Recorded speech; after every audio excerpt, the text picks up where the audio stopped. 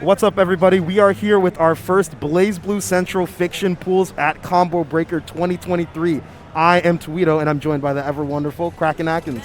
What's going on, y'all? What's up with Kraken? My name is Kraken Atkins. So excited to be here in Schaumburg, Illinois' Combo Breaker 2023. No coast, no kings, you know the vibes. And this is my first commentary block of the weekend. If there's going to be anyone, I'm so excited that it's BlazBlue Central Fiction. Like, this is just... Combo Breaker is already known for being a tournament that runs so many games, supports so many scenes. And this one is just so special, in my opinion. You know, you have this beautiful legacy-driven game, so many updates, and people still grinding it to this day. And we get to see the full display of that in the stacked tournament today. Yeah, for sure. I mean, especially after the rollback patch came out for BlazBlue Central Fiction around 2020. The game's definitely exploded with a lot of life, in the post-pandemic kind of tournament environment. Mm-hmm. With this tournament being more or less like the 5th largest BlazBlue Central Fiction U.S. tournament ever. Right. So, the numbers that this game is hitting is historic, despite it being, we're hitting a little over 10 years and all that jazz, but still going strong. So it's very awesome to see. And I will say, especially for this bracket, we've got a lot of old faces, got a lot of new faces. You got, some of the net play warriors kind of coming in, and some of the, new people and old heads in as well. Yeah, absolutely. It's really exactly what you want to see. Looks like we may be jumping straight into it, actually, for our first round match. SaphyChaos versus Hiraeth. Okay, so this is going to be S versus Bullet. I will tell you right now, as a Bullet main, this matchup sucks. I'm not gonna sugarcoat it. That's just how it is. But Bullet in a first to two environment, especially when she's able to kind of get started, it can be very, very crazy. Yeah, I mean, you said you're not going to sugarcoat it. It's looking like an awfully bitter round here for SaphyChaos, unfortunately. Stuck in the corner, and here is just relentless with the buttons a swinging from S. Going to be taking out round one. Yeah, so one of the big things in this matchup is that S's ability to press her B and C normals at tip range is particularly... Oh my god, okay. Hello. We are going for the snap dance right there. Definitely a solid anti-air tool there, but without any heat, that mechanic where Bullet starts glowing, she can't really get too much off of it outside of counter range. Alright, we see it to a counter poke. Okay, no tech. Gonna be able to catch the landing on the low here. Carrying that corner yet again. Yeah, and it feels like Sapphy's just pretty uncomfortable on the sticks at the moment here, right? Kind of getting blown up for a lot of things, unable to get started. Looks like they wanted barrier, got a crush trigger in that situation. And Hiraeth is honestly just kind of running their game and sort of running them over right now. Yeah. He comes out here. Ooh. There it is. Azrael is going to be able to take the game one. Yeah, no, I'm inclined to agree with you. You need to see Sapphy trying to just find some answers, and everywhere they look is just running straight to a wall, right? Hopefully they can make better usage of, as you said, attempted to go for the barrier. Unfortunately, wasn't able to find that. And also there was overdrive and burst left on the table too. That could be the nice to get out of jail free card. So yeah, those we didn't even get on that, right? For those that are a bit newer to BlazBlue, right? This game has very, very powerful system mechanics. Oh, I'm taking a photo while we're on the stage. What's going on here? What is happening here? Sapphy is saying, you know what? I'm going to savor this. You guys had 5 minutes doing button checks, playing through characters. You did what I think is game one here, and we're just... I love it. Take the picture real quick. I got to post it on Facebook. Oh, my goodness. Okay. What is the play here? I have no idea. I'm not going to lie to you. I don't understand. Okay, wiping it off. Okay, we're good. We take a little break. I mean, that's fair. Honestly, especially when you kind of deal with a first game one that can be a bit of a blow up, you sort of just want to take a quick little break to reassess what's on the mind at the moment, But yeah, I mean, for the time being, we're just kind of figuring it out here and chilling out, so to speak. Right. Okay, we have a double. I'm wondering if SaphyChaos knows that they started. There's this. Yep, we're just we're in a bit of an awkward pause here. Yeah. Over at Combo Breaker 2023. All right, I believe that we're going to be... Okay, we are going to be... I was so confused. I'm not going to lie to you. Well, if there's one thing I can tell you, Toledo, based off of SaphyChaos, Sapphy's, body manners and just, what they were, showing me, it looks like confidence. They look happy to be here. It's just, really enjoying their time. They're chilling out. I'm like, look, if you're having a blast, you do you, dude. Right. You got it. Nobody can take that away from you except maybe a TRM. That sucks. Oh, right now, unfortunate drop on the combo, but we always call them happy little resets. Burst gets used there by Sapphy. Back to the full screen in this situation, but they're not really able to make much real estate here so far. Ooh. All right. Sapphy is finding a couple hits here and there. Again, yeah, no full combos. It's kind of lacking in the damage department, but more ground made up in comparison to the previous game. But here it's going to be able to close it out with 1-4. Yeah, not sure if they were trying to roll back into the corner. That's not something you really want to do in BlazBlue. Most characters, like, just their simple meaties will, like, end up catching the back roll in that situation. Yeah. You know, usually if you want to roll and you're in the corner, you just forward roll. Situations here, getting countered by the safe jump JC in this situation. And it's looking real risky. Yeah, Snap is not going to work in that situation. Yeah, it just feels like there's a lot of unfamiliarity on Saphy's side, and Hiraeth is just kind of playing their game, like, calmly. Okay, yeah, another one of those back techs. Back in the corner we go. Saphy, not with a lot of damage to work with. Just got the overdrive in burst. Can they make use of it? Yeah, and again, just kind of getting countered in a lot of situations, and that's going to be a 2-0 for Hiraeth here for our first set at Combo Breaker. There it is. Yeah, Hira doing a fantastic job of just kind of like running the game plan. You know, very good offense utilizing the kit of S. And I'm not sure if Saphy entirely knows that the set is over. I'm not gonna lie. Just each of these like post-game interactions are just they send me. I won't lie. It's I don't know if you watched it back in the day, but it's giving me like mid-2000s Smash Melee, where a lot of the top players would just have these like weird interactions with each other. But yeah, that's going to be it for our first set over here thus far. We're going to be waiting on our next set coming up here.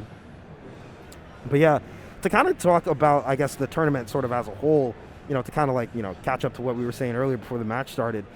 There's a huge sort of diversity in players here. You get like a lot of the old heads like Banana Ken, for example, right? Street Fighter 4 to Persona and BlazBlue, for example. And then you have somebody else around like Killakobe, who's a very new net play Bang, has kind of received the like, I would say like received sort of the baton, for example, from like older Bang players, like Greek, for example, right? Mm-hmm. So you get this like huge clash of different people. And then, of course, waiting in the rings, hoping to make the top 8, of course, is Monarch. Of course. Monarch is the inevitable when it comes to just the last couple years of BlazBlue Central Feature tournaments. Their name has constantly been up there, usually at that #1 spot. And yeah, I can't wait to see them kind of perform today. Like, I would say that they're one of the favorites to take it. But again, it's just everyone is like, you would never guess that this game was over a decade-year-old. Like how seriously people like take it. Like they are just like grinding it like it just came out yesterday. Like yeah, I mean people are definitely trying to like, you know, go forward with the game, especially with like numerous tournament events. Like if you look on like Twitter, you'll see so many like different events, like stuff like Snowfield that blew up so much, especially for the West Coast players. You get to see people like Nano, for example, in that. Mm-hmm. You have Boston Blue Beat. Of course, you also have like WASD. You have a ton of different like tournament organizers that are really trying to like show up for the game. So it's very awesome to sort of like see that like fostering of community in that sense, right? With just like all of these different brackets here today. So I'm very, you know, excited to see what we end up getting here. I think I'm very interested because I think there's a ton of variations of what this top 8 could end up being like. You kind of mentioned Monarch, of course, being such a dominant force in the past couple of years. Mm-hmm. Who do you think is kind of like some of the players that you might end up seeing, you know, later on down the line? Maybe like we'll get a peek at them in pools, like that you think could be, you know, take a shot at the crown, for example. I can tell you the people that I want to see, right? Okay, so yeah, like I know Daze is in the building. I gotta say I'm a huge Daze fan. True. Yes. In terms of people beyond Daze, I mean, I'm also you mentioned Killakobe's. I'm like, I haven't seen them play offline, like if I'm not mistaken, but like they've been in a ton of online tournaments. I've been loving to see their performances. But yeah, in terms of like who's going to step up, I have my eyes peeled, but I honestly believe it's going to be the Monarch show. Look, I'm almost tempted to say that. I think he gets very far, but I'm not too sure. But you got a whole other set coming up here. You know, we'll probably see Monarch. I forget if he's necessarily in this pool or in the next one later on. We got a lot of BlazBlue getting streamed here today and tomorrow, so. We'll see how this goes. Right now, it's looking like Azrael versus S. Okay. Cool. Yeah, as far as the lineup of players that we have coming up, so it looks like JMT Haru and Povard Canada is on the lineup, and then also PlayGuy versus Sea Otter. Ooh, okay. PlayGuy, I'm super interested in seeing. Mm-hmm. Come up. I really, okay. Because PlayGuy is, you know, a Midwestern player. Right. And all that jazz. So it's very cool to, you know, see the home region, you know, do very well in CF. Because, like, Midwest is very funny in the sense where, like, you will not often see like a ton of footage from like locals in the Midwest, and then you'll look at like the top 8 and you'll be like, huh, interesting. It's like you're all like right here, you know, peppered throughout, like, huh. Right. With that being said, I'm very interested to see how this goes. Haru's been playing S for like years at this point. Povard, Canada, definitely a bit more unfamiliar with them, but you know, we'll see how this goes here today. Here we go. It's raining, it's pouring. Let's see what we got going on here. Trying to create space. Yeah. Just kind of hanging out in sort of neutral right now. Neither player really getting a hit until now. This is going to look very good for Haru here in this situation. Just going to be able to set up the crest. Oh, finds a low. Okay, could not quite get the hit from time. Overdrive. I'm going to overdrive back. Okay, we're dealing with some RPS, and I really love the patience from Haru. You can see in a lot of situations they have not really made that like read against Povard. All right, Povard has had enough. It's my turn to start swinging. Got one of the weak points. Could not quite find the slam of Jamma, but here comes Haru off the rapid cancel. Back into the corner we go.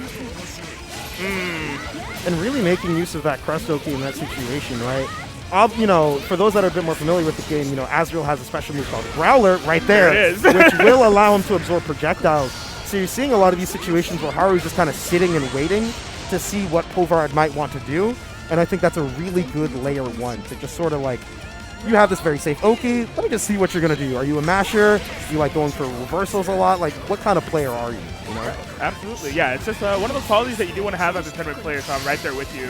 Haru, utilizing a little bit more of these drives. I love Povard going for that little flip kick maneuver, honestly, to cover space. Pretty hard deep position, going to be going for the first. You just went with JD. Okay. I mean, if it works out, it works out, but I was not expecting a high JD. For real. I mean, honestly, if you got to let him know, let him know. Haru managing to get a strike nonetheless. This should be pretty solid corner Oki here. All right. Opting to take it all, you know, probably trying to, last second burst. Probably wouldn't use that for overdrive the way that they were saving it, but it is what it is. Yeah, that's one of those situations where it's a last touch situation, and you do not want to just like immediately die. We are spending meter today. Okay. Right there, but just gets clipped on the toes. Haru not going to be able to close out here, but just clipped yet again. Nice 3C over there in order to clip Povard's toes here. We haven't seen Povard use moves kind of like, you know, 6C, for example, which is foot invuln to kind of like low crush it in a lot of situations. So 3C can be a very frustrating move to deal with on S, especially when she cancels in the fireballs. Right. Yeah, you're talking just this long, reaching, sweeping, low, clipping the toes. And I mean, it seems like Povard most frequently in the reversal field has been looking for like some backdashes, you know, some way to just kind of like get around the field. And DPs every now and then. So. For sure. I think that there's kind of a surprising lack of Growler in like some 6-8 round start. That's a really good one because it'll invuln through something like some round start situations like that. Early burst coming out from Haru. I don't think that situation is really going to end up super disadvantageous for them here. All right, nice job from Povard, just trying to get Haru into the corner. I love the pressure here in this situation. Yeah, you might as well, right? Haru spent the burst early, so now is the time to strike. Povard looking for their first round, and they're going to be able to find it. What a massive turnaround. Yeah, this feels like a very sudden big shift from the first game, right? Yeah. Never any situation where Povard was like getting blown up, but the confidence here is definitely kind of like starting to show up. Okay, yeah, there's that wake up backdash. Did not have the full confirmation off the fatal, so. Word? Oh, were it not for that crest, and you can. Oh my God! I think that was Povard nodding to themselves on the hit, like, yep, that's how it goes. All right, Haru lifting the wrist yet again. Finds the cross up. Crest gonna be able to hook it up as well. All right, counter assaults them away, but the mashing JP in this situation. 6A is gonna connect, and this is not gonna kill. Oh, this is a really scramble city. Oh, letting it rip, letting it fly. Povard is starting to believe. Catches the overhead. Oh my God. Every option in the book. Why was that still confirmed? That was they were expecting them to block the 3C, but they still managed to find a pickup with 2P. Oh my God. Povard, I was starting to become a believer. And I mean, the good news is for Povard. Okay, the bad news, Povard lost the round. But the good news, they got Haru's burst. Yeah, and on top of that, because they popped active flow and they managed to live in that last second situation, they now have overdrive to play with. And Haru's unlikely to build it back up unless they manage to find a situation in which they can trigger active flow. Yes. And you see Povard trying to keep this matchup in close quarters, but Haru putting up the wall of DP maneuvers. Into the corner we go by any means necessary. Too much sauce on the combo. That's going to be a crouching hit confirmed. Oh, Povard tried to go for a little bit more, but it looks like they dropped the last input here. This is a risky situation. Okay. They're backing off here. I almost like the engage there, but the falling air normal from Haru in this situation. Couple of scrambles. 6A connects. Everything's coming up. Povard may not build that burst of time. The dive kick. No dice. Active flow for both players. They're both going to get overdrive at about the same time here. Whoa. This is going to be a really dicey situation. We might see some RPS come up here. 2C anti-airs. There's the burst. Okay. Povard trying to make this happen. Just let it rip. No. You got a burst, of course. Oh, my God. Okay. All of a sudden, just one hit can take it. Never mind. I'm a filthy liar. Oh, my God. I think what happened there in that last interaction there on the 2B was that they tried to TK Growler in reaction to the fireball, but they were too late and didn't get that input. So they got dash 2B instead, and they ended up getting one hit from death in that situation there. Oh my gosh, and it makes sense. I mean, we saw Povard just slowly but surely getting the ebb and flow of the matchup, like these dash blocks, dash growlers. So I gotta imagine that was the case of why that round ended that way. But man, I think this is like a round one game. If I was on the end of Haru, I'd be like, my heart. Oh my! Especially with sort of these scramble situations at the end of the set there, I would be huffing and puffing. I'm gonna put it that way. Oh my gosh. Sheesh, I would feel very anxious, but. Coming up here next, as we see on the screen here, you guys can't see it yet, is going to be Playguy versus Sea Otter. And Playguy, if I remember correctly, last year at I think Frosty's had a very high placing. I think they're around like top 13 or so for it. I forget if they ended up being able to show up for Combo Breaker, but very well known Ragna. You'll see them on net play in like every other tournament, like all the time. They're kind of that next generation of it, right? Like, we've had the Beta Dudes, for example, and he's not really playing as much these days. He'll still pop in here and there, but, we got people like Onikage, Playguy, and more that are sort of coming up to sort of take that mantle here. And then there is Sea Otter, who I am less familiar with. Are you familiar with Sea Otter by any chance? Unfortunately not familiar with Sea Otter, but I am familiar with Playguy. Like, out of the Ragnas that you have mentioned, Playguy has joined a couple of the G-Tech online tournaments that I've been able to commentate, and they are a treat to watch. Just like extremely fundamentally solid ground game. Yes. Very patient. It's like a nice pacing that they bring to the table that I'm a big fan of. Yeah. I will say I love watching their Ragna.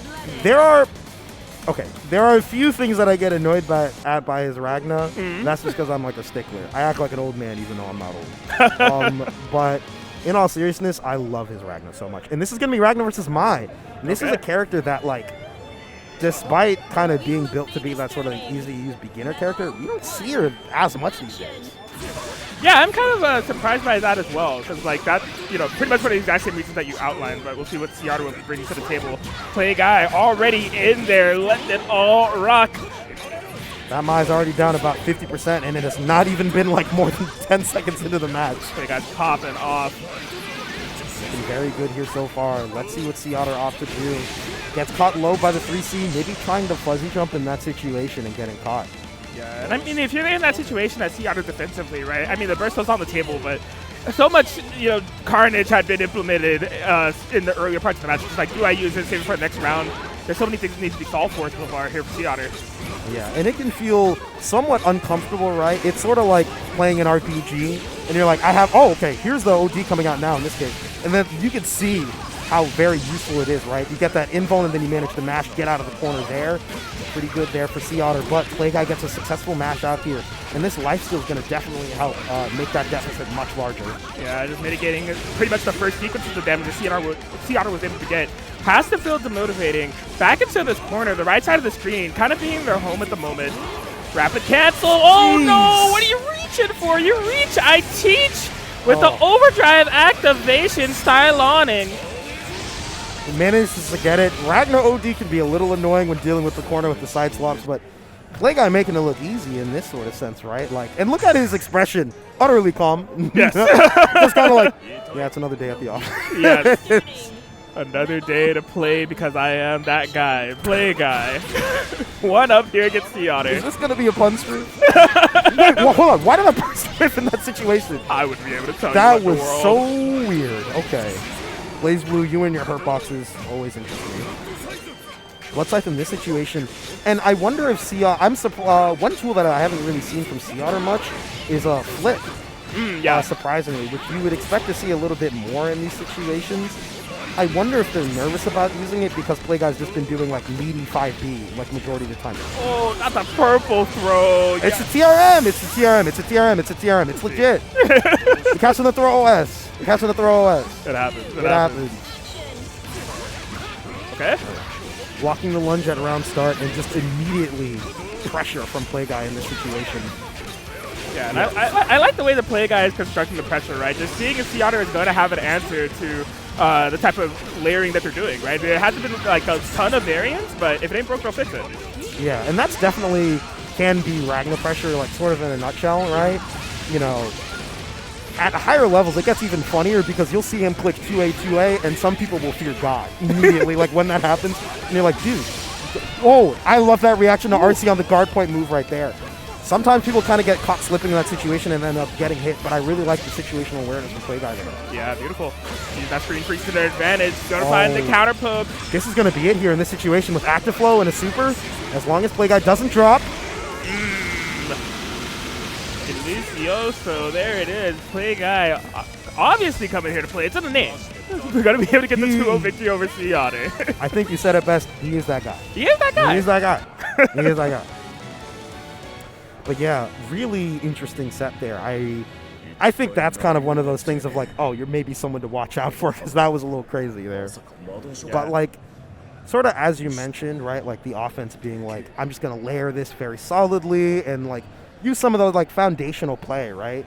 Like you're not really seeing anything very crazy from Playguy, but just like his use of system mechanics, his use of like sort of the common layering, especially like with TRMs in that situation right there is very good. And of course, situational awareness. You don't see most people end up RCing like that.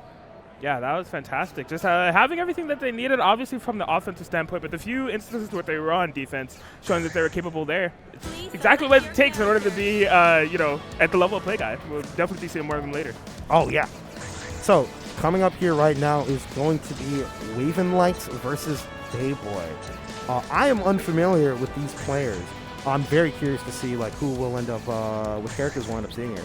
Yeah, I too am not super familiar with either one, but they are hovering over that character select. It's obviously going to be a wide variety. I mean, this is a big tournament. Like, there are so many people. 196 people signed up. Yes. That's a lot. Yes. So, just in terms of being exposed to new players, or just like players coming up on stream, it's like you don't know what you're going to pick. It's super exciting to kind of see what's going to be bringing to the table for this tournament as it develops. For sure. And I think one of my favorite parts about Combo Breaker is just given how it can often be like a mecca for fighting games and so many people come out to like, you know, come and play.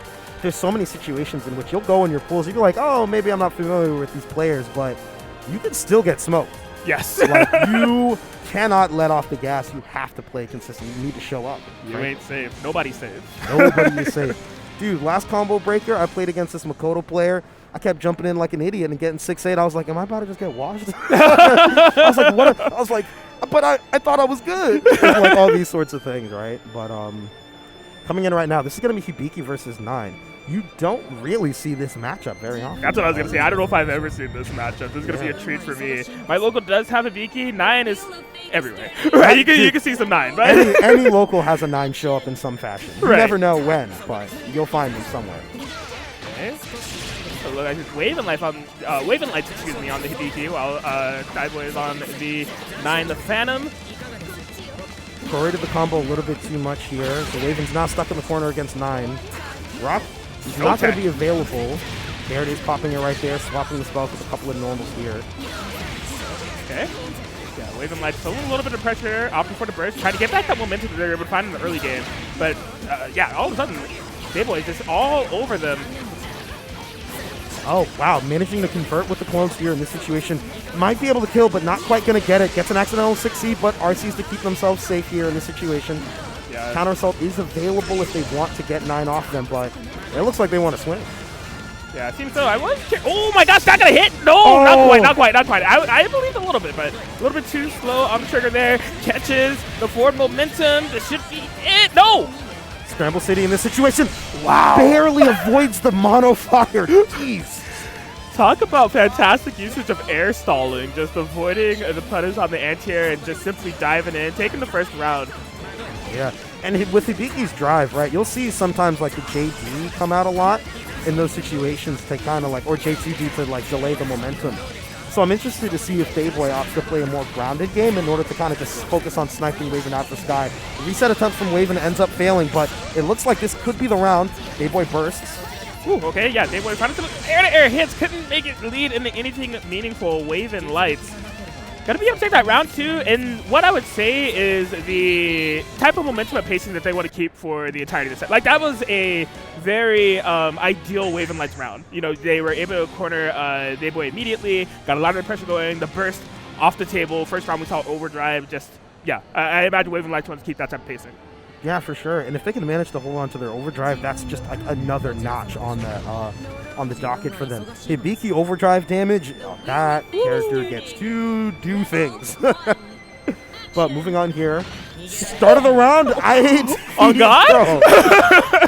Look, if you want to show off, then by all means, you got the read. I'm just thinking on 9 the Phantom no less. Her air-to-air buttons are so amazing. She has a teleport. Like, yeah. What were you cooking? You're amazing. Especially that, like, a lot of 9s will just do 6C or 3C round start. For real. And you just decided to I hate the air throw.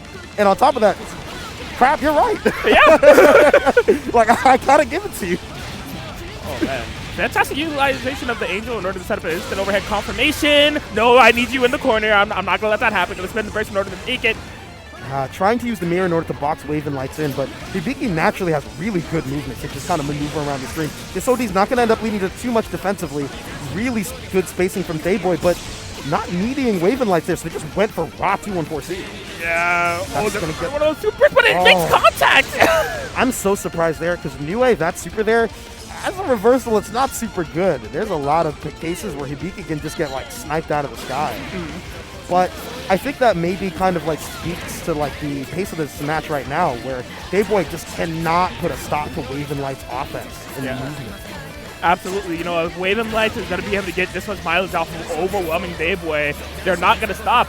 Right now, is going to drop. Rapid cancel, probably looking for an air throw on their tank. That's what it looked like.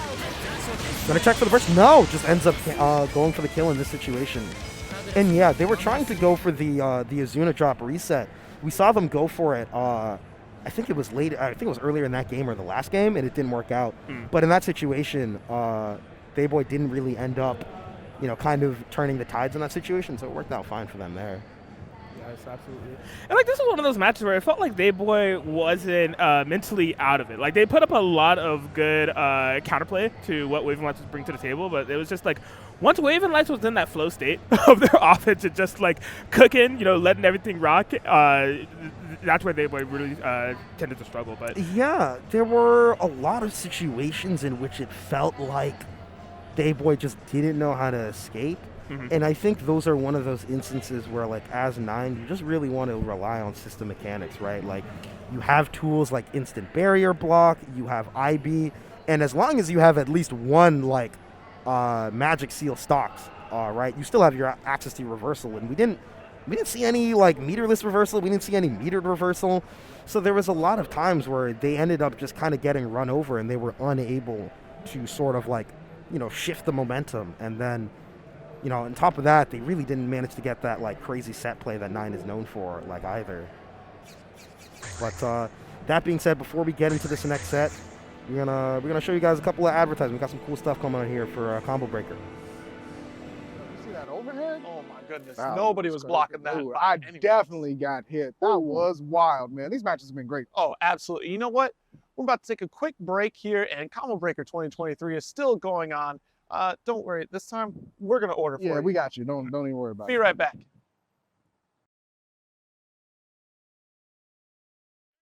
Don't forget to head on over to the Combo Breaker shop to check out all the amazing merch. But don't delay, because that merch is gonna go quick. welcome back to BlazBlue Central Fiction Pools here at Combo Breaker 2023. Got to go through a good amount of round 1 matches. We have more to go. We have over 150 entrants here in this stacked Central Fiction tournament here in Schaumburg, Illinois. And we're just going to keep the action going. really looking forward to it. We have some people that are coming back up to the stream, some people we haven't even seen before, a little bit of a sneak peek of some people that may be coming up. I'm hyped for it all. Yeah. Well, one of the people that I'm really hyped for is actually on the stage right now. This is going to be Badlime. The ever-known Tsubaki and Hazama main is here. I'm very hyped to see them. They made it quite far. Last combo breaker. They're awesome. A blast to watch and a blast to play. And this, okay, so they're going to go Tsubaki in this matchup here. Interesting. And this will be versus Hiraeth, who we got to see earlier on the stream. This is the button to check, and Badlime's already on the hunt. Going to be able to capitalize off this air-to-air confirmation. Command grab here that's going to let Badlime gain a couple of those stocks. And those stocks let Tsubaki convert for quite a bit of damage and also some very helpful utility. Okay. And Badlime will spend that money. I'll tell you one thing right there. Nice JBB in order to catch Hiraeth's air movement right there. And Badlime doing a solid job of just locking down that S. Yeah, I'm loving the option coverage kind of shown here from Badlime. You know, some of these hits have been a little bit more on the offensive end, but just in terms of neutral, they've been covering spaces of the screen where Hero wants to go, like that backdash right there, meeting Hero in the sky with the barrier. Like, Badlime just seems to have really nice control of this matchup. Yeah, and interesting here right now, like, you're seeing a lot of good movement from Badlime. It's kind of hard to notice at first, but Tsubaki, like, kind of flies under the radar, but literally, like, legit, if you look in the game's code or what have you, she has one of the fastest dashes and one of the longest air dashes in the game. This character has rocket jets. We're going to see, round start OD. Badlime's a fan of doing that a couple of times. You see that even though he's getting pieced up here right now by Hiraeth, 4 stocks already available and immediately getting spent. Yeah, super high value to have something like that, that even if you don't win the next exchange, you're going to be building resources, and we're going to be seeing the spending of those resources here soon. Gets the knockdown for now. Frame kills. Oh! Awkward situation, but still finding a confirm, looking for the burst, but not going to be able to finish the combo because of that. And you just DP. Yeah. I felt that one. If I'm Hiraeth, I'm like, you're that kind of guy. Okay, yeah, just sharking underneath, finding the anti-air, a little bit misspaced, but it's all good. Gonna pop that banana super, just looking for a counter assault right there and gets it done. And I really like that movement from Badlime. A lot of times S players will super jump and then they'll do, you know, their projectiles and then fall down with JBB. But if you manage to squeeze yourself directly under S, there's a lot of times where you can still end up anti-airing her and you don't have to deal with that JB necessarily. Beautiful. Yeah, Badlime showing why they're top in class when it comes to not only Tsubaki, but also just the overall Blaze Blue Central Fiction here in North America. For sure, for sure. I mean, they had such a high placing at CEO Taku, like only last year, for example, right? Right. And they had some very, very good sense against such high-level players. So Badlime is definitely someone that you cannot slouch against whatsoever. It's another just solid DT timing. Oh, and then the cross under. Badlime pulling out the tricks now. I'm not going to lie, for a half second, I thought that was still going to be same side. I got mixed myself. Oh my god, T2B didn't end up connecting. Awkward situation here for Badlime, but still managing to use that pressure to get that hit and kill Hiraeth in this first round of the second game. There it is, opening up low. Badlime looking like they're ready to go. Okay, round start. A little bit of a delay from both players. Badlime still able to hop over that S5C. Yeah, and sometimes you just see those kind of like patient round starts that are coming in, but right now, it feels like even though there might be some patient like beginnings, Badlime finds a way to corner Hiraeth or finds a way to get into such a good position. Okay. Oh, yeah, Hero was able to make contact with that low, but just did not believe in hit confirming. Resetting back into the neutral game, but this is where Badlime has been succeeding. Good defense thus far, but just opened up by the frame trap. Burst, get me out of here. But now that means that Badlime has not only OD, but so much meter to play with. One good hit could certainly get it done here right now. This one's not going to be it, but this is probably going to be Banana Super if they want it. There we go. This is going to allow for at least one mix-up here. Goes low. Good block from Hiraeth. Command grab connects. Not enough meter to RC, however. One last touch to see if Badlime can take the set here. Oh my god! So you're telling me there's a chance? Rapid cancel. Badlime stays super solid on the defense. That's smart. Does find a throw. Oh no! This is a scramble city right now. Oh. Okay. Oh, man. A little bit speechless. Hero was starting to find a little bit of a rally there. Even off that back throw, I thought we would be seeing a combo confirmation. Maybe just had a misinput leading into that fireball instead. But, man, you want to talk about, like, just the evolution of win conditions and stacking those win conditions on top of each other. We see in that last round there from Badlime, having 3 stocks of the resources, and as you noted, still having the overdrive in play. Once Hero used that burst, like, it's just such a rough situation to come back from at that point, because you know, better believe that Badlime, like, if things get too rough, activate that overdrive. Even if you win the neutral yet again, you're still depleted on resources. You can't really threaten anything that's going to, like, really put me in fatal territory. Just, yeah, good resource management. There's not really much I can say there. I mean, like, that is kind of like how it is, right? Tsubaki, for being a relatively standard character for BlazBlue, and mind you, the BlazBlue characters are crazy. You could see Badlime's, you know, master of resources and how they play out, like, especially with just simply their, right, just like managing meter and managing overdrive, like you mentioned. Tsubaki benefits so much from both, so you get to see it play out in such, like, huge ways, right? Especially because Tsubaki can cash out so freaking well. But yeah, I mean, very awesome to see here. And coming up next, we have another familiar face from earlier in the stream. This is going to be Haru coming up here. And they will be playing up against Spider with, who has a UMAD MTLx tag. So I can only assume they are a Canadian player. Yes, absolutely. Haru, we're seeing more S come to the field, right? Haru had that really, like, heart-pumping first round match against the Azrael player. Yes. So it looks like they've been able to, you know, keep their cool. You know, I don't know if it's round 2 or round 3, but they're still in it. Maybe just pause, probably got some water after that. But may have their work cut out for them here against Spider. Yeah. I think one of those, like, interesting things is that, like, for a first set in a tournament, it can go so wildly different. Like, there are times where, like, you could be the best player in the world, but, like, if you do not feel comfortable, suddenly you play like spaghetti, and, like, the set can sometimes feel like, I just gotta get it together. I just gotta get it together, and then it's over before you have the chance to really do so. Yes. But I think, you know, as we get later in the bracket, kind of get used to being on stream again, right? I think both players will find, like, a bit more comfort in kind of their game plan. This is gonna be yet another Mai player actually here coming up. There it is, Mai's and S's all around. The quote-unquote beginner-friendly characters. Oh my goodness. Yeah. Mai is really funny because if you played BlazBlue a lot, switching to her is weird, but if you've never played BlazBlue, you're like, oh, okay, cool. Right. Okay. Oh my god, what's with these round start air throws that are happening in this pool? And, you know, the worst part about it is that for this one, this is literally the first round and, like, the first time these players have probably played each other. Yes. What a way to say hello. Like, what a greeting. For sure, for sure. DP coming out here early from Haru. They're going to run their way into mid-screen, but getting caught by a couple of these lunges. Oh, these players are hitting buttons. I don't think there's any other way to really put it. Yeah, there's just constant decision-making on both ends. There's been, like, not too many seconds of neutral play within the match. It's just, like, DP bursts all around. Now, eventually, resources do run down, so neither of them have the burst available. Spider able to find that fatal hit and capitalize. But my god! Dude, that was... these guys would love to do action here right now. We'll see if either player kind of wants to slow down the pace or, you know, take it out a different direction. But right now, it seems like both of them want to play quite fast. Right. Yeah, I mean, we do see Haru, yeah, was trying to back off into a little bit of a fireball game.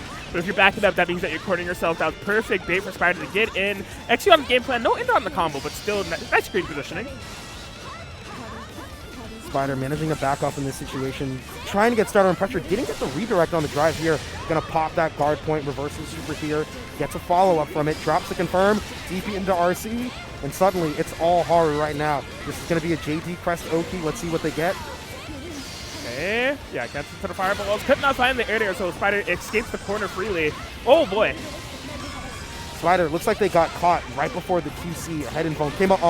Oh my gosh! oh my.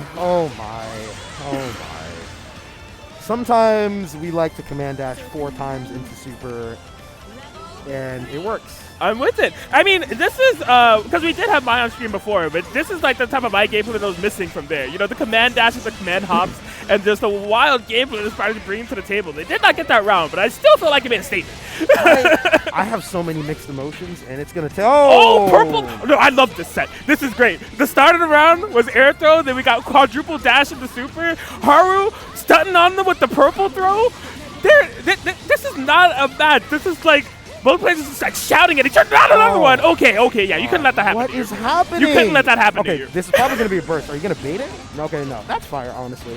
Oh my! Air throw. You got this one? No, I'm with this. No, I understand. I understand both of these players in this predicament. They are trying to have the last word.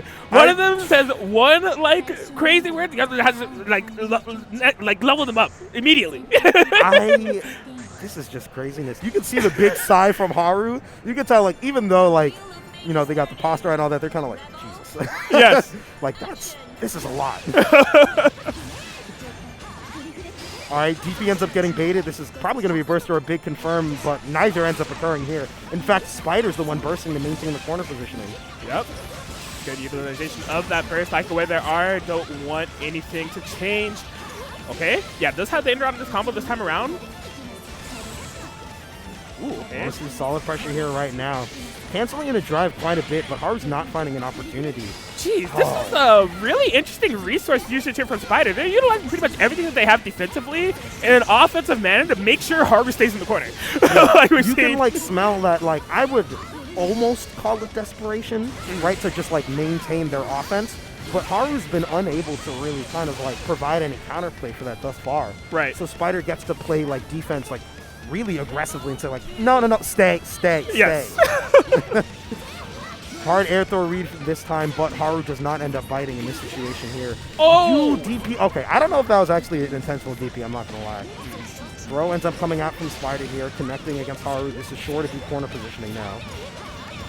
Okay. Yeah, this is Spider's happy place. You better believe they're going to be wanting to maintain this position as much as possible. This instance that Haru tried to escape and Spider can confirm that we stay there. Yep, there it is. Counter assault, let's stay there. But now we're starting to see the other side of the coin in the way the Spider is playing, right? Gets hit, they have no options to escape. Like, there's no burst coming for quite some time. Kind of low on their drive meter, so not going to have a ton to cash into. Yeah, but right now, all of these reset into the throw in this situation. Ooh. Right now, so one of the interesting things I find about playing fast typically, right, is that I think one of the simplest ways to think about it is that, like, if both players are playing fast, the one with faster decision making and or bigger buttons tends to win out, right? And so we're seeing kind of this interesting dynamic where both characters honestly have, quite frankly, huge hitboxes to work with, right? Right. So it feels like, you know, my next kind of jump here is that, like, perhaps the decision making feels a little bit faster, and that's a lot more volatile, right? Like you see in this situation Spider taking the second game, whereas both players kind of going at the same lightning fast pace, but Haru getting that first game here. So I'm curious to see, like, if these guys try to play even faster, or if they kind of try to slow down and maybe, like, look for more of the habits that kind of result. Because when you're making snap decisions, you end up falling into habits in some form or way. That's going to be both bursts down with less than 10 seconds to go. And that's a big resource, at least for S. For my OD's not that crazy. This is the third throw in about 30 seconds. I know you asked me at, like, the end of, like, one of these rounds if I got it. I'm nearing the point where I'm losing touch with what's going on at the moment here. Like, look, there's another purple throw. That could have been huge. Okay, guard point super comes out. Ends up getting the round here. Man, I think Haru needs to just switch this up completely. Like, they were at first able to keep up with Spider, but now I feel like the pace at which Spider is playing and, like, the playstyle that they're implementing, Haru just needs to, like, completely negate it. Like, need to slow it down and get out of this. Yeah, I feel like whether or not maybe they're getting thrown into a lot of, like, RPS situations in neutral, or they're just trying to go, like, almost stubbornly at it, like, a certain playstyle. And there's times where you just kind of have to give that up and just go for something else. However, these air throws have been working out consistently. I will give them that by far. Money. Okay, out the skies, Spider. I like the JAs in that situation. They're DP wish. There's no burst to bait this. You gotta listen to it. Sometimes you're playing so fast, you're so focused on making a decision, you can't look at the resources, but that's man. What I mean. This is a game where resources are important. You gotta look. You gotta look. You gotta know it, because otherwise you might end up out of luck. Thank God that gut button has so much powder hit stuff. Jesus Christ. You know what's crazy with the slow-mo? It still looks fast. Yes. Because I'm like, oh, okay, like, ha ha ha, like maybe we can analyze it. You're still command dashing across the screen in like 2 seconds. I'm like, Jesus. Oh my God. Oh boy. Hi, is this what it's gonna be like as we get later on in these pools? I mean, well, we'll have to find out. I would say for my sanity's sake, hopefully not, because man, that was a lot to keep. Just. I'm gonna short circuit trying to do play-by-play when like every other action is like a reset into a throw, a purple throw, a burst, or like a random TRM mixed in between. Jesus. It was just the type of game where they were inventing their own meta in real time. I'm gonna steal that one. No. I'm stealing that one. Is that a line you said? I mean, I'm just saying what I saw. That's what it literally felt like. I vibe with this. Yes. I actually vibe with this like really. But coming up next is going to be Witchhazel versus Smallfry. Oh, this is interesting. Correct me if I'm wrong. I believe Witchhazel also plays Stride. That's what I was gonna say. I recognize Witchhazel, but not from BlazBlue. I recognize Witchhazel from Stride. Not expecting them to see them there. Yeah, if I remember, they were at Super TSB earlier this. Oh God, I'm getting time mixed up. But yeah, they were at Super TSB, and it looks like they play Taokaka. I would not expect that. Yeah, I was not expecting that as well, because I'm pretty sure that they play Bridget. So Taokaka is quite a big. That's jump. a big jump. And then on the other side of the screen is going to be Smallfry and Arakune. I'm afraid we're going to see a lot more actions on the screen. Yeah. Taokaka, by design, very big hit-and-run character, and definitely wants to kind of use her inherent high mobility to kind of get around situations. And, you know, Arakune naturally being a very volatile character, like, before Curse and then after Curse, like, frankly, like, people can get robbed. Yep. I mean, I like Witchhazel here. Okay, yeah, utilizing that burst again, offensively to try to maintain the corner. Witchhazel's doing a fantastic job of subverting the chaos before it gets started, right? We haven't seen any drive utilization from Smallfry quite yet. They are going to be able to find their way out of the corner, but not without a handicap of about like over half the life gone. But here we go. It's party time. This could be the round. It's party time. Oh, no. Where are we? All right. I want to play a game next round. I want to guess what the first mix of a first mix-up is going to be. I think that'll be very fun to do. Absolutely. Oh, that's a reset. Oh, you are getting recursed. Jesus Christ. Yeah, that setup there, it was actually very interesting. That super right there that gets used builds up curse a lot, but you end up being able to move out of it faster than you would assume. So I wonder if that was a specific knockdown to like avoid Witchhazel being able to roll out of that situation there. Ah, I see. Yeah. I'm very curious about that. 6A ends up connecting. That anti-air is really good. I love that. Okay. Dude, it's godlike. Air throw. This is looking very nice from Witchhazel here. Oh, unfortunate draw. Both of these characters actually have pretty weird hurt boxes to deal with in certain situations. So I wonder if that might just be a character-specific interaction there. You see Witchhazel. Look at this movement. Just on the chase against Arakune, narrowly avoiding that dust cloud. Oh, God. But at the same time, you could see that evasive movement from Smallfry earlier. Witchhazel manages to get the hit in that situation, but had they not, that could have been a curse situation with the cloud on top of them. Yeah. Okay. Speaking of which, that's not the burst you want in that situation. It's cursed on, buddy. Yes, I did. We didn't even get a chance to play the game because it all happened so fast. It was just a guard crush. It was a guard crush, too. Oh, reversal super comes out, but no! Arakune falls out of it? Not the hurt. Allegations. Okay, overhead saves the day before things got 2K'd away. That could have been very, very weird. Well, that already was weird, to be quite honest, with Arakune falling out of the super there. I've never seen that. I'll be quite honest. Right. And right now, though, this is looking real familiar. I'm going to guess a cross-up overhead. I don't know why. Oh, same side. Whoops. So funny thing here, I just noticed that the names were swapped. Is Witchhazel actually on Arakune? No, Smallfry is an Arakune player. Oh, okay. Yeah. I'm not quite sure they're Arakune. Okay. All right. Still shouting out Sugoi. Shout-outs to them. But yeah, right now in this situation, it feels like Witchhazel just is unable to kind of close.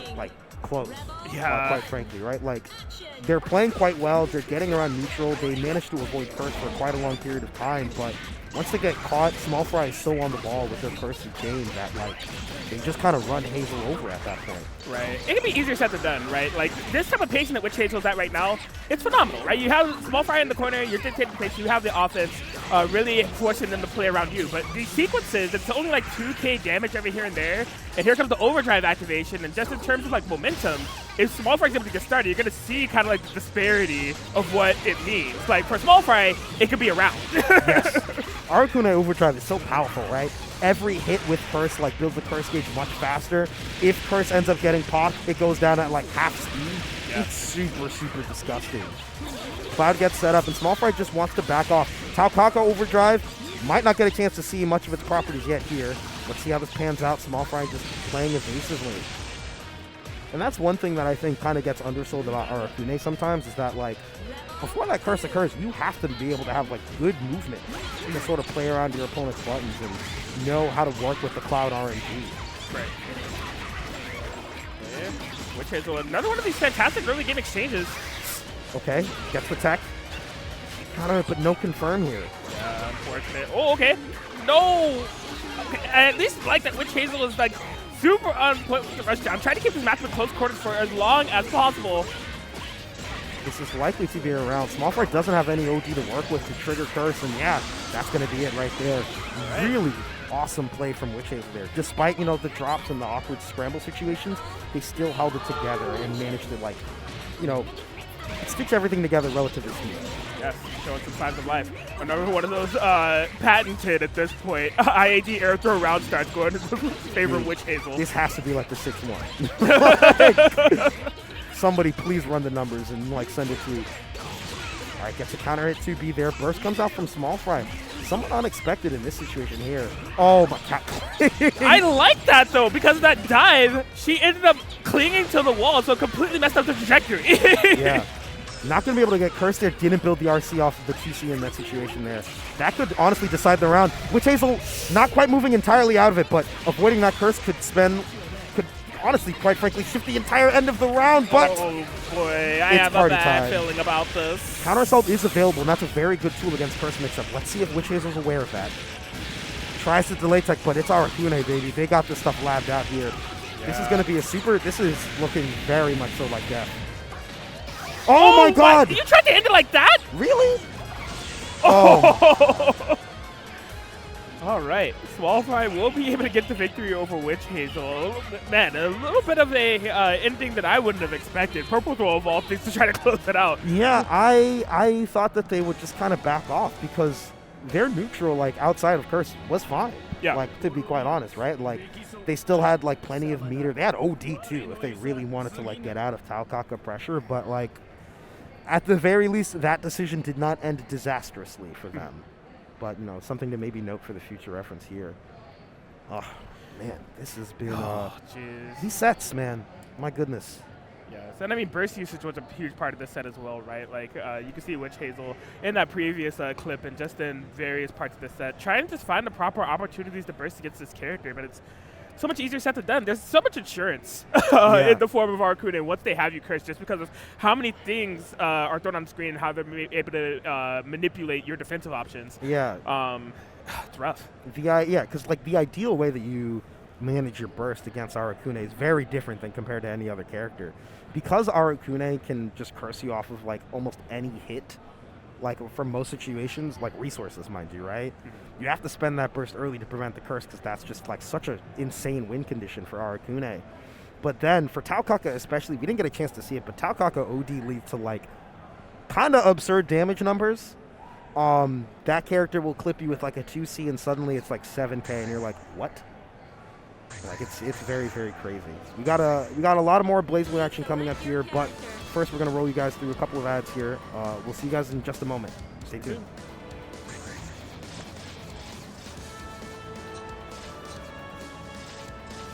Whoa, whoa, whoa, whoa. You still here, man? You don't have to do this by yourself anymore. Yeah, we've been looking for you everywhere. They'll handle the ads. Let's go see the rest of Chicago. Y'all make sure to head over to the Combo Breaker shop right now and check out all the amazing merch, from shirts to hats and more in store. Get it today.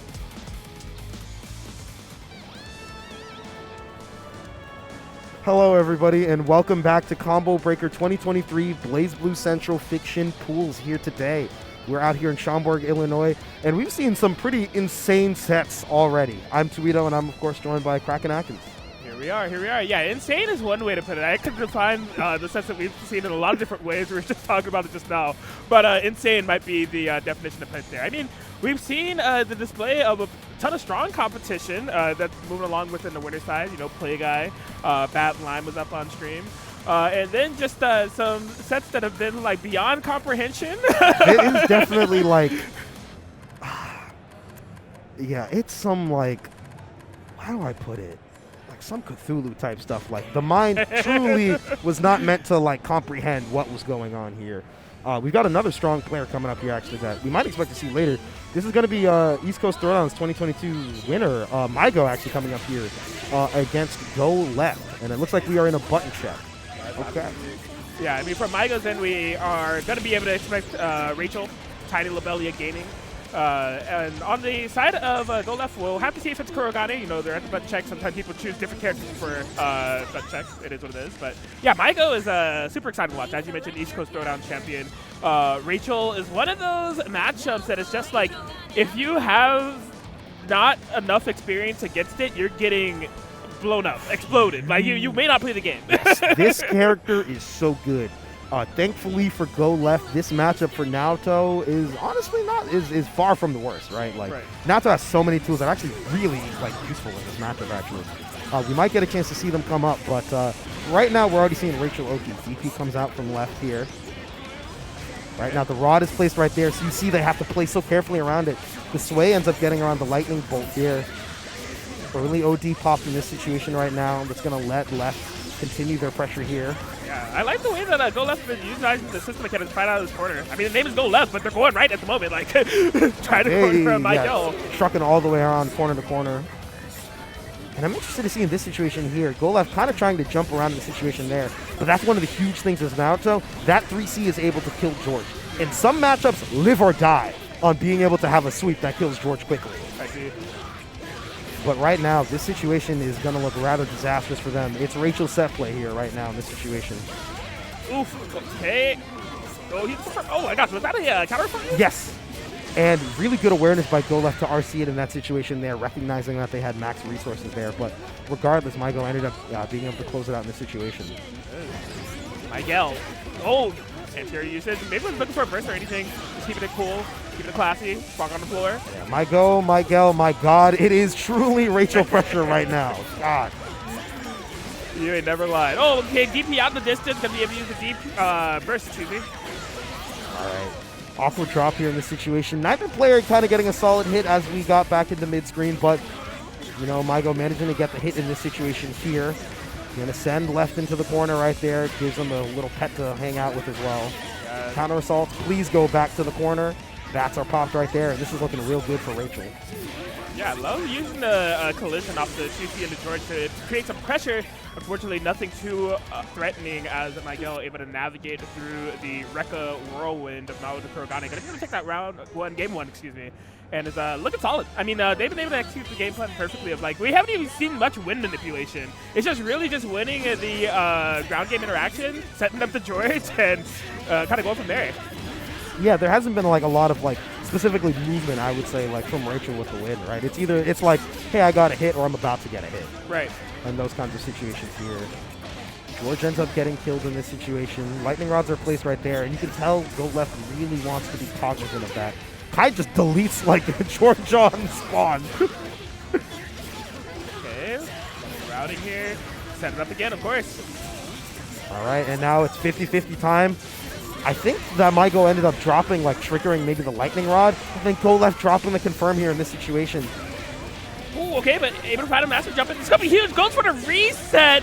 Maigel might have been reaching for a throw tech, which is what allowed for this. Oh, gets the tech. No, GoLeft. All right, JD's not going to connect there. Didn't get the dash startup for the DDP. Otherwise, that was a perfectly fine decision there. Sway. Nobody. Oh, okay. Yeah, GoLeft wants to close this out if at all possible. They've done so much work. Looking for the counter assault, but it comes after the jump cancel here. This is going to be a rough situation right now. If Maigo can just hold true, he should be able to snipe this round out right from GoLeft's feet. Oh my God, no! The so close! Oh my God. So much hit stun on that lightning rod. Now Maigo got the time to fall down to the ground and say, oh, wait, hold on. I got to kill you real quick. That's got to feel so rough if you GoLeft. Such a solid round. The most solid round that we've seen from them thus far. Just slipping between their fingertips. Could not quite catch it as Maigel slowly but surely dipping it back to their favor. They're one round away from taking a set. GoLeft trying to stay mentally in this as much as they possibly can. it feels like they got this, but in certain situations, when you're up against Rachel, just the way her win condition works, it can feel so oppressive to deal with in this situation here. And look at the health decrease right there. Overdrive this pop. There's that win 3C. Such a fast low to catch GoLeft off guard. Counter assault is possible here, or maybe a chair RC. Counter assault it is. Yeah, this is okay. That's a start, but unable to continue. Oh, man.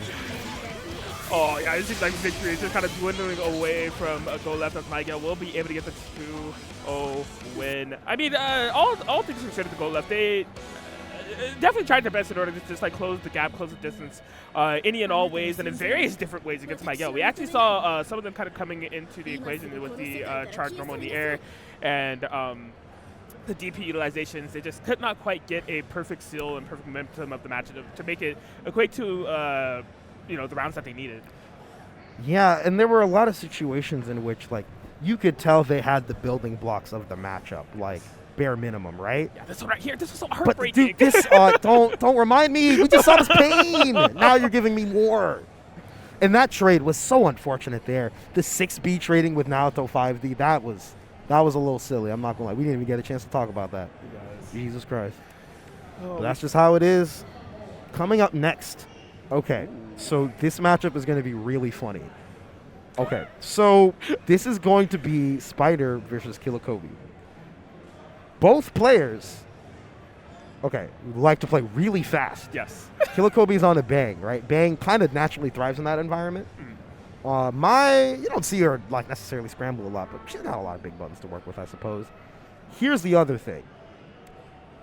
Kobe hates, and I say despises Mai. If you bring up Mai in conversation, that man will look at you and go, that character's stupid, this, and that, and the third. So I'm really curious on how this set goes, because this is going to be very funny. Yeah. Is the best way I could put it. I guess the implication is at play is, like, depending on the results of this match, win or lose. I'm not trying to imply anything. Just like based off of how this goes, check your Discord service, right? see if KillaKobe's typing is appearing at the bottom of your screen immediately. If I'm Kobe, I'm removing from like home. I'm doing that immediately. I don't need to see, because it's worse when it's like, your friends that kind of like give you some crap or stuff and they're like, dang, not mine, huh? And all that jazz. But, kind of as you alluded to earlier on the stream, right? Kobe hasn't had the chance to get a lot of offline appearances. Right. The only other offline appearance that we've seen of them was at Frosty Faustings, where they ended up, they fell to Pops, a.k.a. Justin, right? Very, very, high-level player. Platinum in Jin, right? Super, super good. So we don't often get the chance to see him in an offline environment, right? But, from what I could see, like from the lobby casuals and such, like kind of earlier yesterday, they were definitely trying to get in that grind time to kind of get used to the offline environment and also just to kind of like warm up, right? Like one thing that kind of gets underspoken about majors is that like you really want to get a chance to play on the monitors and like kind of the hardware they have available. And Combo Breaker definitely has a lot of very good ones, so you want to make sure that you're used to it. Get used to the input lag or lack thereof, right? And then kind of like get into the swing of things. And maybe, kind of survey the scene and see what you got here. But that being said, these two players, these specific characters, the U.S. versus Canada, there's a lot of angles you could look at this matchup from, and I think it's going to be, no matter what though, explosive. Yeah, I've sat up and I see it. I think that I'm ready for what's going to be on the table here. Like, the Spider round start. You've been ready more than me. I'm going to say that right now. Right? Yes. I'm already trying to think ahead because I'm just like the Spider round start. What we saw previously. All right, well, you think it's going to be like IAD versus like Bang no, TV? Just give me like a round start, just like dive up. No, okay. Oh, okay. We back up. Okay. They still moving on. Oh, you did not disconnect pads, did you guys? Talk about unpredictable round start, ladies and gentlemen. That is, we were talking about round start. Round start PlayStation home button was not on the list. Yes, no. Guys, please don't forget to disconnect your pads. This is, we're back offline, baby. We've been back offline for a while. Yeah. Go to that menu screen, hit that Bluetooth devices. No, just two. Oh. So who's was it then? Yeah, Who knows, honestly, right? But could have been someone from like Arakune. You never know, right? Yeah, but either way, at the very least, start of the round looks like both players just want to, restart and get right back into it here. And thankfully, I mean, given that it was just like a couple seconds in a round start, there's not much information to go off of, right? Right. So I think it'll be funny if they choose the exact option. I will say Spider has already made a mistake letting Killer Kobe's have the song. Because you know he chose the song. Oh. Yeah. All right, lunge round start, and Killer Kobe deciding to back off here. This is going to be a couple steals for him already. Mounting that solid stagger pressure offense here right now.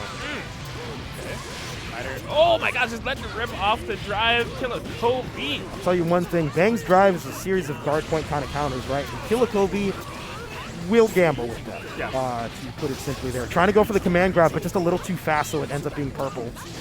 I really like that jump back on in response to the flip there. That's such a fast option to kind of recognize and go, okay, I'm just going to back off here. Yeah, that was smooth. Yeah, have the whip punish available with the nails as well. All right, Kobe's. round start 16. All right, you're doing some action. I understand. Susanoo ends up connecting here. Try to build on the collection. I see what Killer Kobe is looking to do at this point. You only need one more. Make it happen. I'm surprised he didn't go for another web nail and that confirm in order to get max seals. Resets with the cross up there, and that OD super should be able to get it done, especially with active flow. That's a dead Mai. Yes, wonderful utilization of the bumper there. Just left, right, all over the place. Super hard to defend against. Yeah, I know OD stopped the timer, but that was 80 seconds on the clock. That was a very, very fast round, and we're already in character select here right now. Yep. Oh, immediate swap to Izayoi. Wow. Okay. I'm very curious to see how this goes. Izayoi is another character that is kind of like, in the old days, right, you kind of had SKD as like a hallmark for Izayois, but, the character's definitely been a little less popular as of late. Kind of the most you'll see is usually like Havoc all the way up in Vancouver, repping VSC, of course. Yeah, we'll see what Spider brings to the table, especially with their inherent playstyle, having access to a little bit more mobility in the fireball. But right now, Kobe's just not letting up. Yeah, this is going to be all seals already, and that's going to give Kobe the opportunity to go for that teleporting command grab. I'm very curious to see if we see it come up. But right now, I think Kobe's probably just going to end up going for some sort of nail Loki to kind of close it out here. Oh, he tried to go for the 2D in order to block a reversal, but because easy. Oh, hold on. There it is right there. And that super is so good, right? Yes. There's a lot of situations in which Bang kind of has a cursed hurtbox, but as a punished option, it's so powerful. Oh. Another run up, 5D, beating out the round start DP. I think that was from Spider.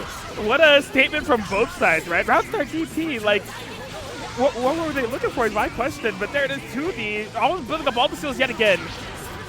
Nails end up negating a lot of Spider's movement here, and just awesome responses from Kobe here right now. 2D comes out to bait out the reversal. Spider's not quite prepared for it, and as quickly as it started, this set is over.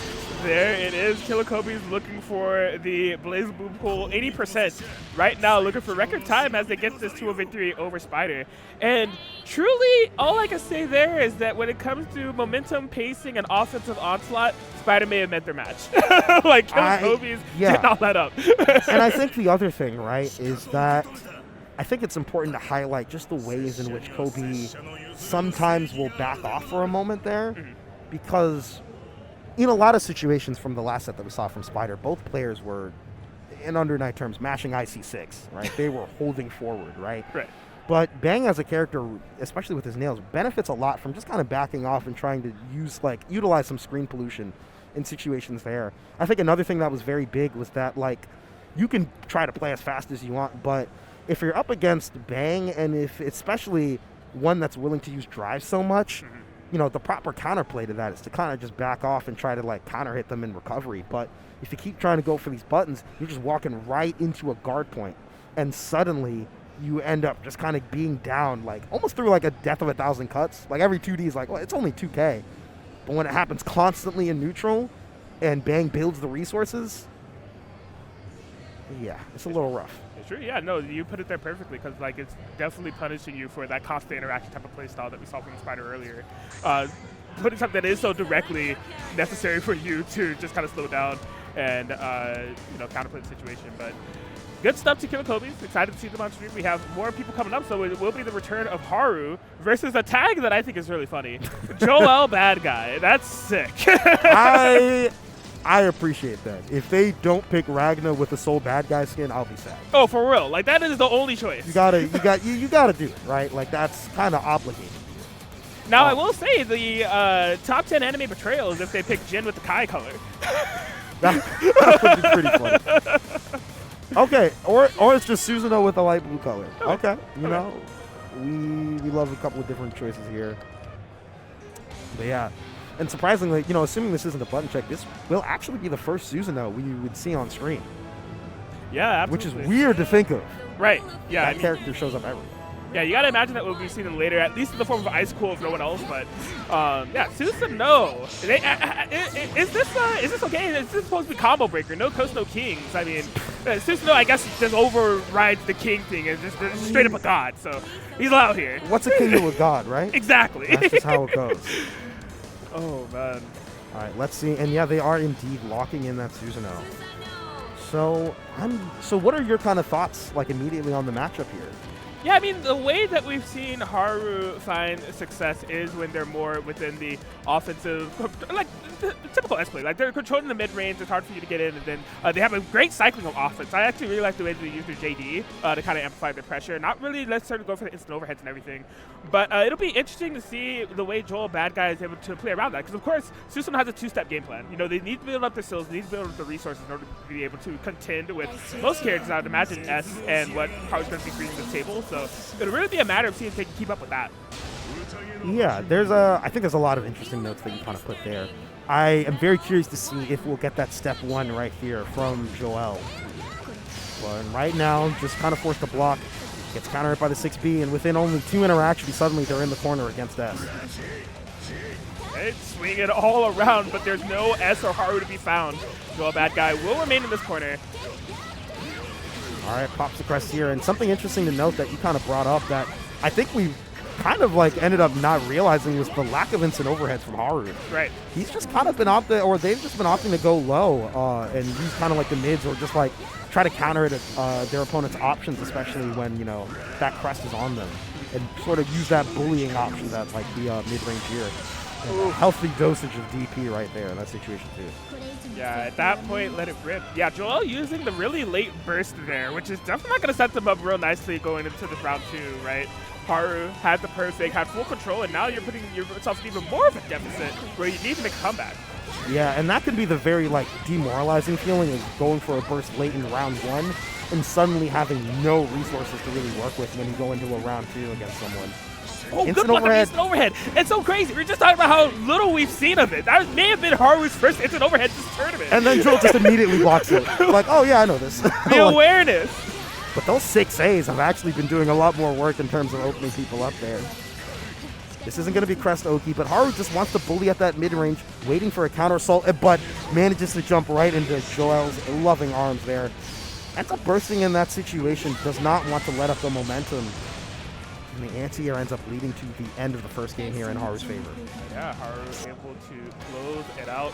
Yeah, I would say there's a ton of things that Joel needs to solve for, right? I mean, it's definitely been Haru controlled. We felt that might be part of the equation here.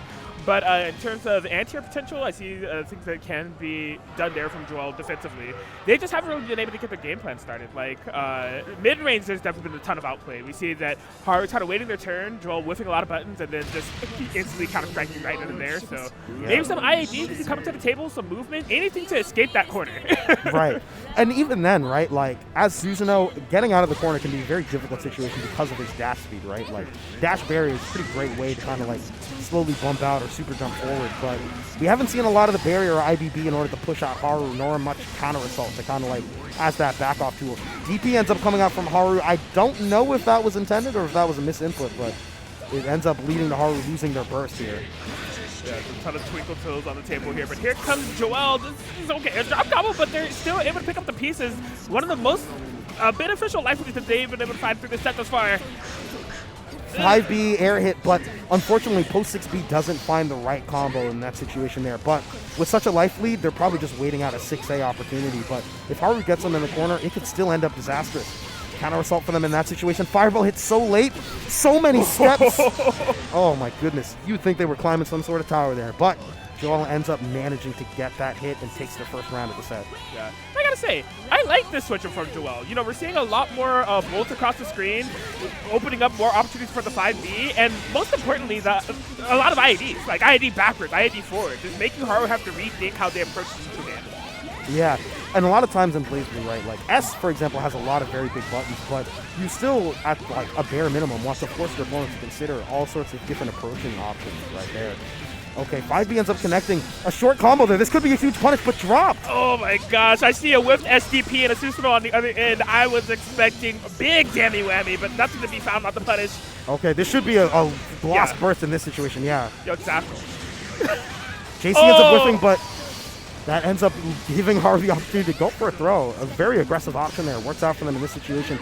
EA is available for BadGuy, but none ends up coming out from them, and Haru steals away that second round, rather. Yes, absolutely.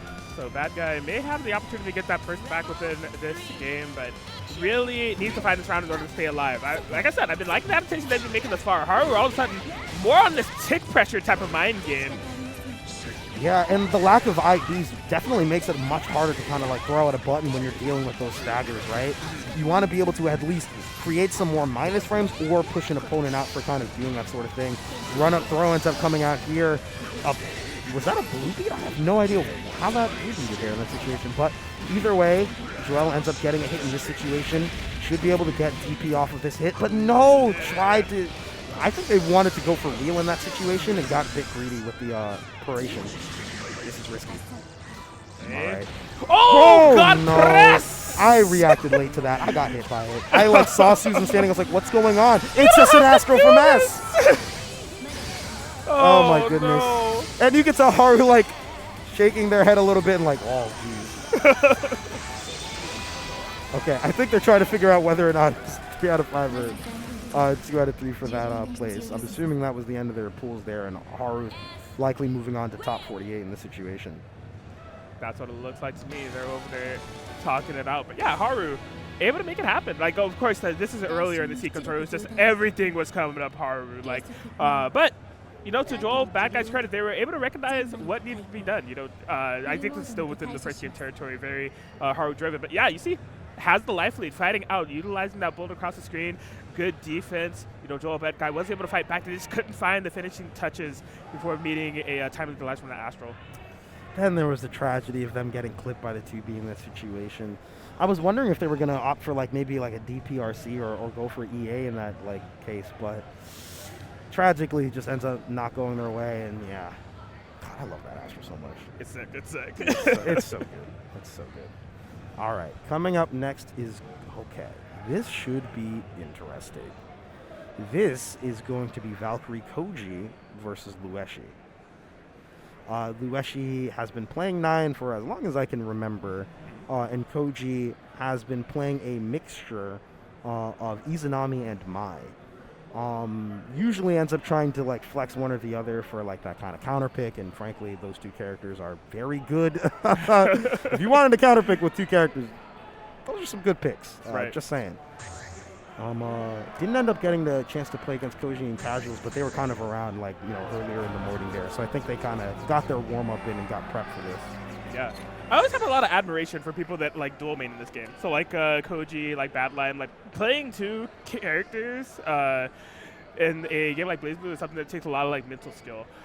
So much mental skill that sometimes you need a break.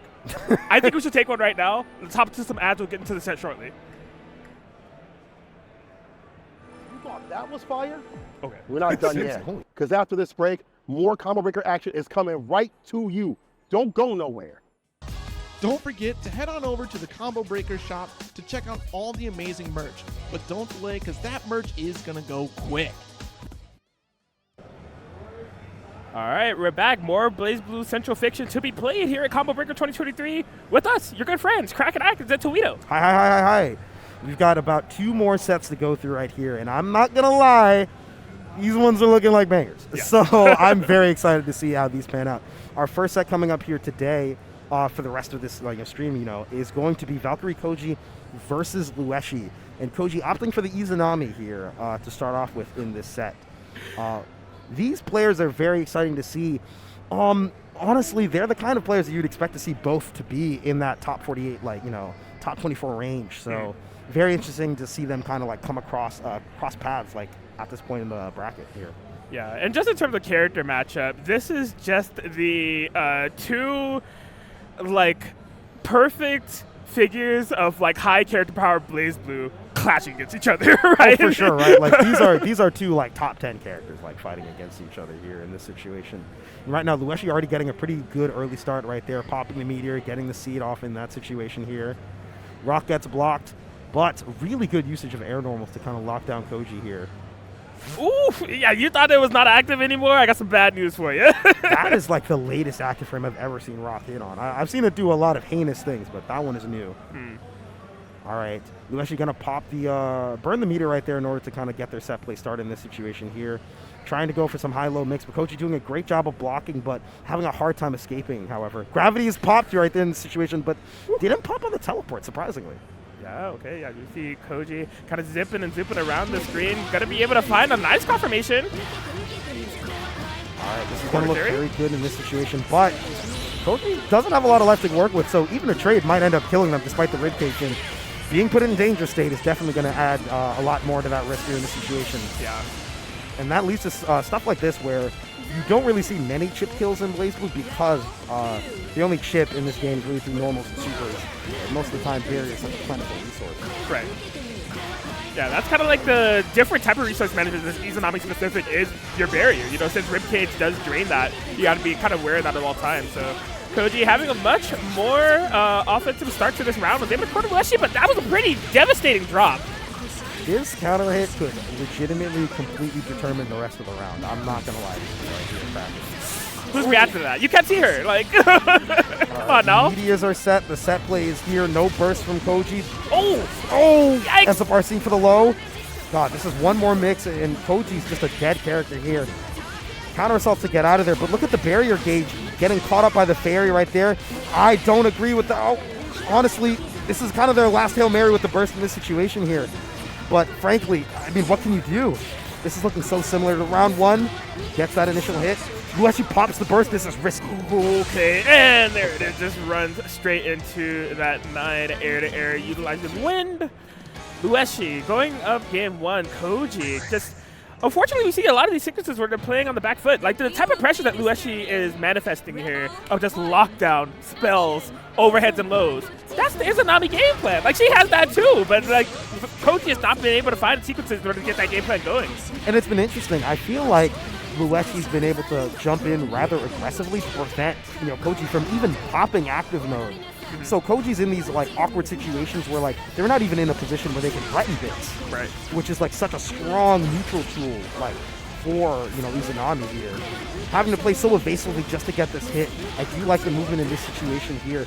Not going to be able to get the full corner carry to the right there, but by God, Izanami will try to get it done. I'm a fat liar. They're in the corner. She's here. Man, waving hi to the neighbors, in fact. Oh, look at the routing over here. Okay, are we going to dash under or anything? No, doesn't want to maintain that corner positioning. So Lueshi having the freedom of the screen, but it doesn't really matter. Ribcage is still there. You're still in trouble. The lockdown. Koji. What a response. Showing more than a little bit of signs of life for a character representing death in this situation. Double jumps at the round start here. Pops that float, backs off. Active mode is available. Yes. I do like the movement, in terms of the dashes from Lueshi, just not staying in one place at any given time. The dashes kind of get through the bit attempts from Koji, but right now it's the times. Here comes the fairy. Popped by the JB in this situation. Wow! The last hit of fairy hitting so high. Yes. Alright, nearly ready for the confirm. Okay, just ribcage and neutral. You gotta be careful about this, right? Does win on the interaction, make it pop. Yeah, don't let it get drained all the way down. Could have been a dicey situation, but Koji at least manages to hold on to the resources in that situation. Command grab! That's going to get a little bit of health and plenty of barrier back for Koji. Okay. All right, pops the ribcage in neutral once again. And at this point, I think they just want to bulldoze their way in as much as possible. However, this isn't going to go very well. Danger state, that's going to be like a bonus 20% damage. Lueshi's not going to find the hits that could lead to a kill, but This is so risky here for Koji. Oh no, that could have been it. They didn't hit confirm. Oh my god. Koji running away. Just out of these ribcage again. My barrier's back. Let her all rock on this. There it is.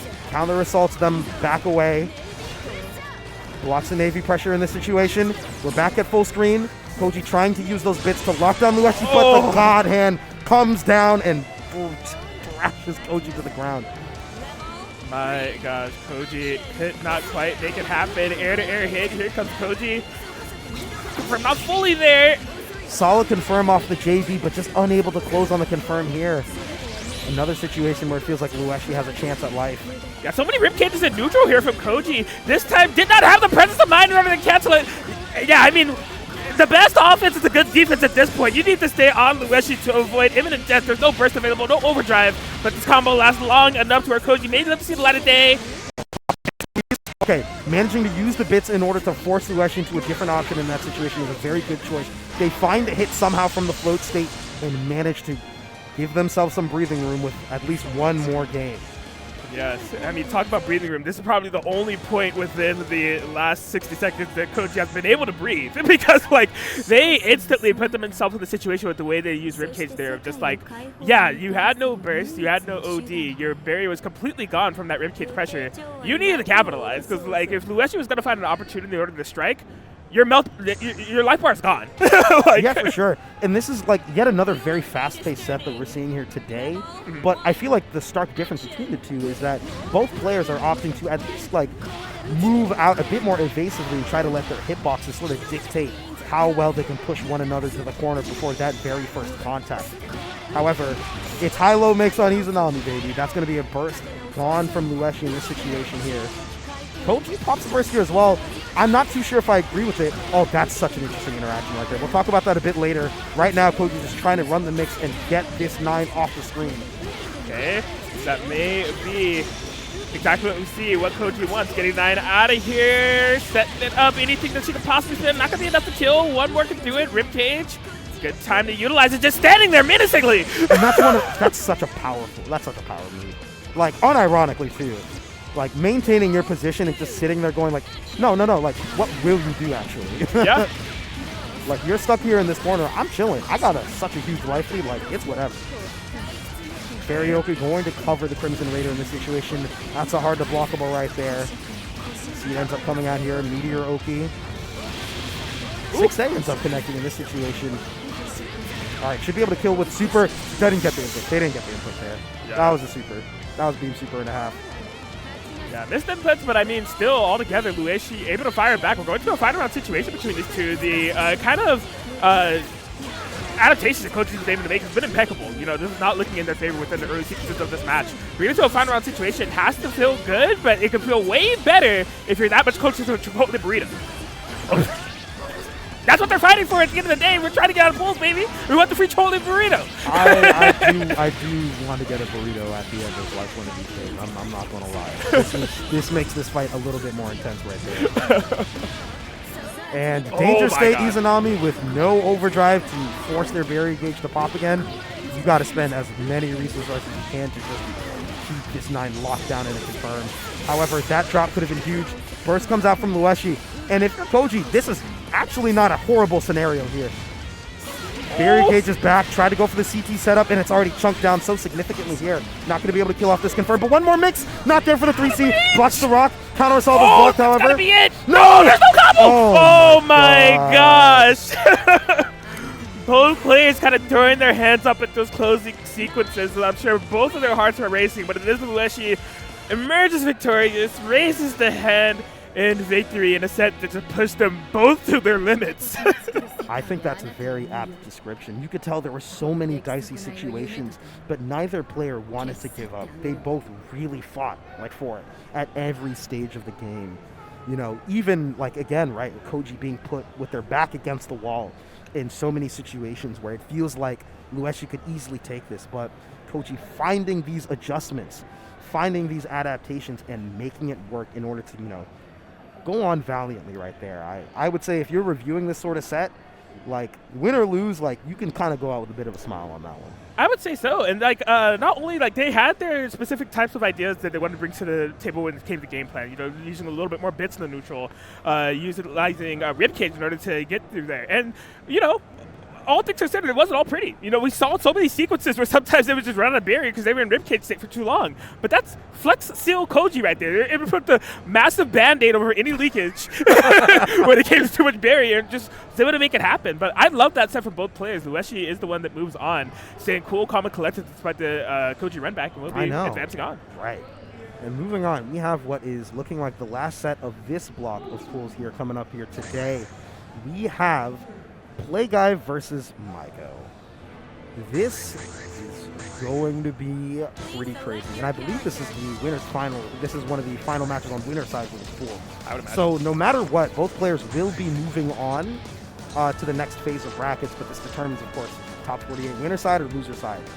And I'll put it very bluntly, loser side is hell. Yes. You do not want to be put in loser side top 48 of this bracket. By God, you will have to fight your way out of here. And right now, I believe both players are buddies.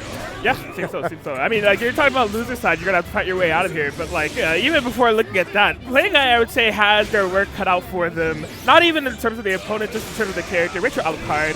I mean, lore reasons, I mean, that a whole different implication on the story between these two. But I'll be interested to see how prepared PlayGuy is for Rachel, right? We got to see Maigo's playstyle initially, and it may have just been a match-specific thing of who they're playing against. Not much mobility, not much wind manipulation, just like getting their dubs in the ground game and then setting up the frog, you know, very basic, high-low type of game plan. I gotta imagine it has to be more layers here against PlayGuy, who is that much experience of a player, but I'm interested to see how the sequences play out. Oh, for sure. And PlayGuy definitely has some experience against Rachel. I'm not sure if in terms of like offline experience. I know at the very least online, like in a couple of Boston Ruby tournaments, they run into La Chupacabra. So they've had some like recent exposure to Rachel. In a couple of situations here. Of course, Maigo is a different beast entirely, so we'll have to see what ends up holding and what shifts here.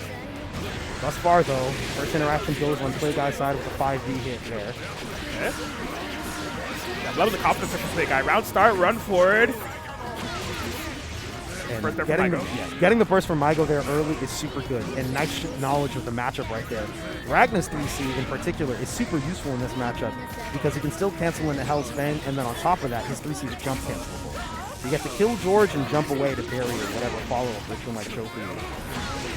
Oh, I'm loving that snipe out of the sky with the JA. It didn't lead to much, but maybe in damage, but in terms of like screen position, this is where PlayGuy wants Maigo. Stay in that corner by any means necessary. I can't let you break free. Yeah. In terms of dealing with Rachel's like kind of like air approaches, Ragna JA, 5A and 6A, I think Ragna just has like some of the like best set of like A normals in the game, especially to handle situations like this. Let's see, really good routing there from PlayGuy, knowing that they're going to build the meter and opt for the 5D after the T2C. There it is. You can't keep PlayGuy out. Maigo tried by multiple means, you know, utilizing that burst and everything. But oh my, round star blood size? That's how it is? Round star like win? 3C? Jumps out of George in that situation. Rod's planted like it's a tower defense game right there for Rachel. And one thing that definitely is beneficial for PlayGuy here is just his inherent patience. Willingness to wait out the ideal situation before he makes his strike. Ooh. Okay, now we see that air mobility coming to the table. Maigo try to create that space. What a curse clash! If you are dealing with Rachel, you take that. That 6A is one of the best in the game for Anthony here. PlayGuy trying to run up and perhaps throw in order to use the throw's invulnerability to punish there, but not quite on time in that situation there. Barrier gauge is looking very low for PlayGuy. This could easily be a danger state situation, and you can see that influencing the DP in this case here. Okay. Gauntlet Hades RC cancel for the full opponent carry and amplification of this damage here. Nearly 4K off that interaction. After slow is triggered here. That at least means that overdrive is going to be available in this situation. Bonus damage is probably not going to matter as much since Rachel is near death, but still, very good state here for PlayGuy in this situation. Not quite going to be able to kill here? No? Okay. Finds a way to make that like dash up 5D work. That was a close hit there. Yes, good stuff there from PlayGuy, having the proper routing in order to close it out, not have to deal with another neutral interaction against Rich or Alucard. And I mean, like, what was so interesting about the pacing of that match is, like, that last round almost went to a timeout. Like, it, like, feels like the, like, pacing in which the match was being played, if you weren't looking at the life bars, it felt like Rachel was winning. But no, like, PlayGuy is just, like, keeping up. Like, Can I be petty? Can I be petty? I'm here for it. One of my favorite things in fighting games, one of my absolute favorite things in fighting games, timing out zoners. I get a sick satisfaction from it. I'm a toxic human being. I love it. Your character is built to zone me and then 50-50 me? What if I'm the one that timed you out? How does that make you feel? I love it. So, you know, the thing that I must disclose to you is that I'm on the other side of the equation here. I typically play zoners. And I've had it happen to me. It feels awful. I know. Why are you doing this to me? Because I love it. I love it. You're playing Rachel. Hold on. But honestly, like, being able to play out the neutral for that long, like, and offense as, like, Ragna, right, like, in this matchup is, like, a big testament to, like, having a solid game plan and, like, good movement.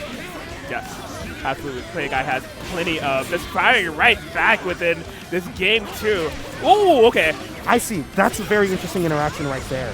I think PlayGuy was looking a little too hard for the fuzz jump. He already called it out with the Hellsfang, then tried to go for the air throw, but he already discouraged Maigel from doing so. So Maigel just stayed to the ground in that situation. PlayGuy manages to snake their way out of that situation.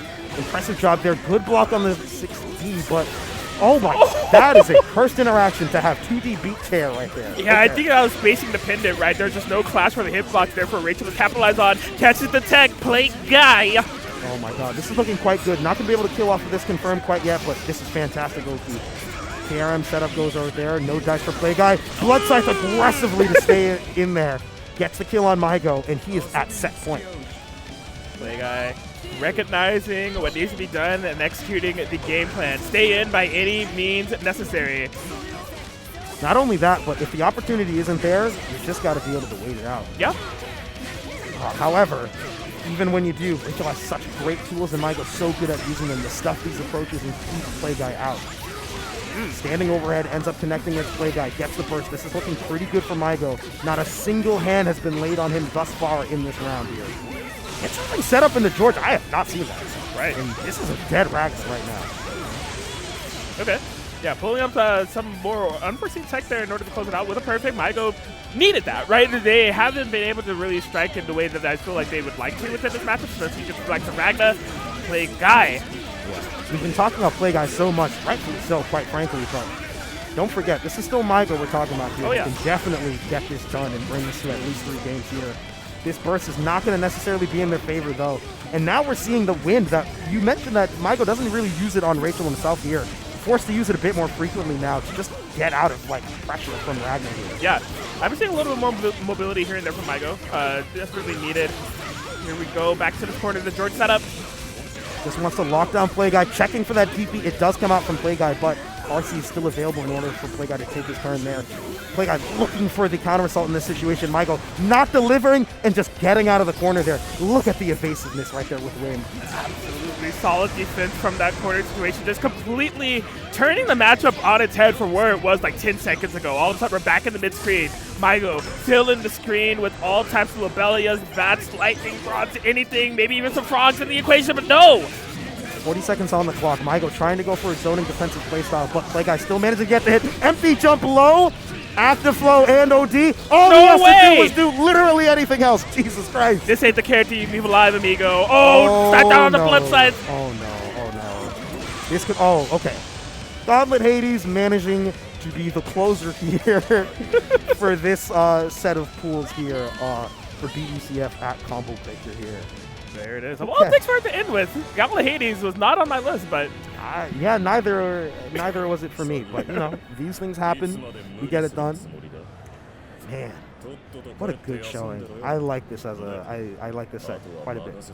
Yeah, this was a good one. I mean, as you said, like you see, just perfect threading the needle from PlayGuy in a lot of these interactions, just to jump over, able to get. We saw a lot of like full jump in conversions that PlayGuy was able to get throughout the set.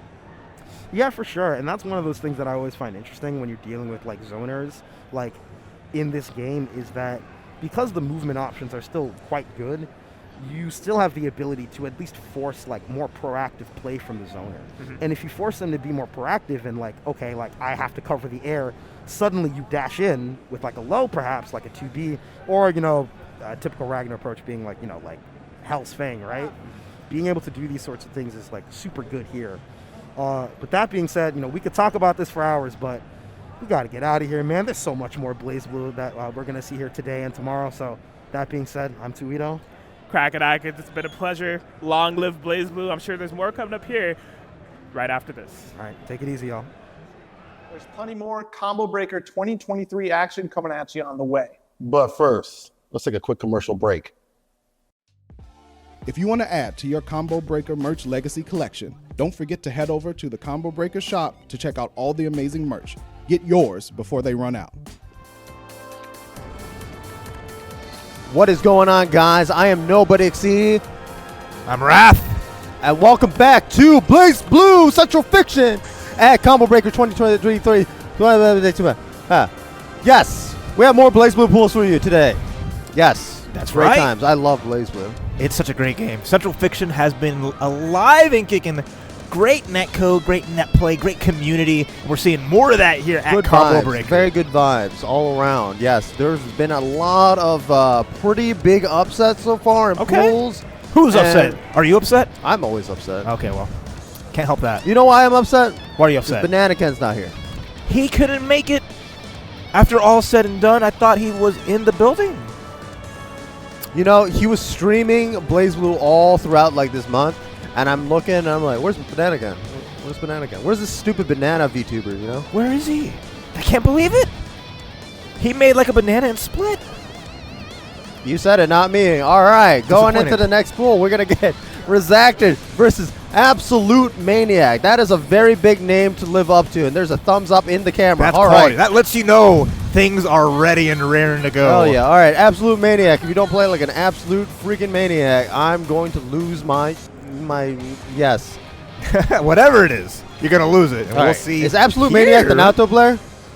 That's so. the Naoto name. I'm hoping so, because Kokonoe definitely got some spicy stuff, but That's she not ain't an the crazy absolute, character. That's not she an ain't the crazy absolute character. maniac character, Yeah, you know? not at all. When you put your name as Absolute Maniac, I expect something very, you know, specific. It's time to party. We'll see if it is the case here, as we're going to get it going here. Kokonoe and... Oh, yeah, there of we course. go. Yeah, there it is. Yeah. All right, we got a scientific name, Rezacted, playing Kokonoe versus Absolute Maniac playing Naoto. All right, how many DPs am I going to see, and how many raw Phantom Pains are there going to be? I'm going to see how much Super Balls are going to work. Instead, it's the lobe. There's your burst. And now what happened? He started running forward, and I was worried. Oh, he's running. This boy running. Look how chill Rezacted is. Oh, Ain't yeah, no it's fear. It's a science cat, man. You can't have fear in the lab. Oh, yeah. Keeping it cool as a cucumber. Big pressure. There is just a thunder. What in the world? A counter hit. Overhead gets blasted out. That's what I want to see. Maniac just start going ham. Press those buttons. Hey! He's doing things. I mean, it's really not working out right now. Okay, now I lied. All right, he's doing things. Kokonoe's in the corner. Gets tagged by that 5C, but, you know, this not looking too good for AbsoluteManiac right now. The lower the life, the crazier he gets, and he's swinging and it's connecting. All this bar, Super Ball, but tried to get cute with it. He had 100 meter. I thought it was just run up DP, honestly. I was hoping just run up Super. Just right in her face. He could have done a lot of things, honestly. Naoto players are like a special breed of person. Shouts out to Guy Man. Well, right now, Rezacted with the small lead with the game up there. Has overdrive ready, has resources, and blocks. That's not even in ball, bro. No. Nothing that a huge punish on that. But Rezacted happy to chill. Wait, run up overhead. There you go. Hey. Show me every move that Naoto has in his command you list. know, I mean, if you do the thing, man, you just do the thing. I'm about it. You play the game how you want to do it. You know, that's the thing I learned from joining the workforce. I'm not going to ever tell a man how to play the game. All right, with the big Super Ball, the big knockdown to Air Tech, never mind. Final burst, last chance in this game. What in the world? Whoa. All right, yeah, do the thing, man. That's a big punish. That's a 5C punish. This is going to be it. Absolute Maniac, definitely playing like an Absolute Maniac. You live by the name, die by the name. Hey, man, that hit confirm in his head didn't quite work out. Game one of Rezacted, who's just keeping it solid, keeping the composure, able to control a Maniac. impressive. Definitely living up to the name, man. I'm just saying. You do you, man. You do you, buddy. So game number 2, we're gonna keep it to what we know. We'll see if AbsoluteManiac's crazy factor can kick it up and turn the tides. But right now, Rezacted sitting good and I need to see AbsoluteManiac just do the Naoto gameplay. You have so many jump cuts and normals. Your normals are delay canceling each other so well. You have so many special cancels. Your movement is immaculate. You have an amazing 2A. You just run up and DP her. Yeah, you do whatever you want, do the man. thing. Who needs bar to get out of stuff? We're just What gonna is go going for on? It. That's a guard string, and that's a punish. Come on, man. You're playing KOF over here. Counter, we don't care. AbsoluteManiac, you can't control him. You can't keep the pace. I mean, AbsoluteManiac, he's definitely doing the... Oh, my God! What a button. No, we're just trading back and forth. AbsoluteManiac has the bar. I want to see him bust out and use the resources. All right, nobody wants to win today. Nobody wants to win. AbsoluteManiac does. What a combo. He just spent 50 bar to do 1.8K! The wild man. The wild man gets the hit. Close to a rabbit as a burst. Yeah, that's what I'm talking about, man. Just do the things. You have 50 meter, do the thing you want to do. The run up. Oh, run up 6A, baby. Let's do it. Oh, delay 2A, Rezacted match point, keeping the Maniac under check, but would be enough. Rezacted is definitely getting thrown off by a name, right now, because he was like, oh, he's gonna wake up DP. I know it. He just did 16-round start. All right. Hey, he's got to do every move at least once. He's holding on to it, ready. Gets the air dash. I haven't seen a 3C yet, He's still got plenty of time. Delayed air dash, but the challenge, Rezacted, busting out. All right, Buster Loops, side switch, very nice. I was gonna say it was gonna be going into 5C into lightning, so nice chase down the run up. There's that grab. You're scared of the throw. You're scared of the uppercut instead of the throw. But now you're gonna take this full combo. Messes up the combo. Nobody wants to win. Half combo. Run up 6A. Okay. Small damage, but you gotta understand, AbsoluteManiac has no fear. Putting out the normals, putting out the Rekkas, wants to party. It has the meter for it. AbsoluteManiac is not playing Naoto right now. He's definitely playing Kyo. He got like the Kyo-ish colors for like the KRF 13. No, a little bit too low. How are you gonna fight it out? We're not gonna counter assault, but no, we're just gonna get hit and get finished off. That is definitely a low, man. That is definitely a low. Rezacted does it. Rezacted takes that 2-0 and stops the Maniac himself, who's now going to terrorize the loser's bracket. Oh, he lived up to his name, though. I'll give him that. Hey, even I didn't know what was going to happen. We're here trying to understand. We're all out here having fun, We're having fun. It's all about having fun, There's a new age of BlazBlue players.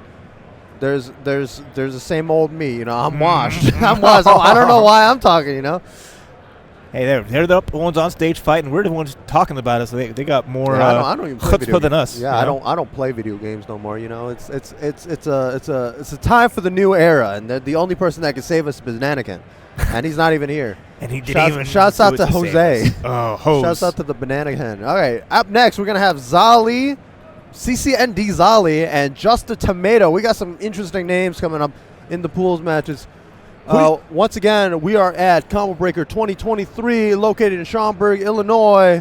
Woo!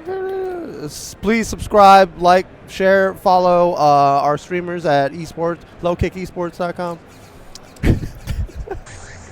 Low Kick Esports at Twitch. All right. Seth is like looking at me like, oh man, this guy had 2 old fashions and they're all going crazy. We're gonna have old fashioned good time. You can't. Old fashioned good time, That's what can't knock for it. We're gonna have a good match here setting up. Who do you think these two players play? After looking at the names, Just a Tomato. What do you think? Just a Tomato. Just a Tomato. Not a special tomato. Who do the new age players like to play? Terami, Susanoo. Okay. Who else do the new age players play? There's a lot of characters. You named just 2. I'm just saying. Jin. I don't know about Jin. I heard Kagura. Kagura. I don't know 100%. Jin, that Kagura sounds like a Zoomer character. So definitely going to see. No, Zoomers do not pick bad characters. So, you'd be surprised. Yes, there we go. There's a Zoomer character. That's an esports character right there. That's definitely an esports character. We're talking about esports. We're talking about Mai Natsume. On the other side of the spectrum, we got the low-tier hero Kagura Mutsuki. That character needs some love, man. I love that character, but man, he ain't getting it anytime soon.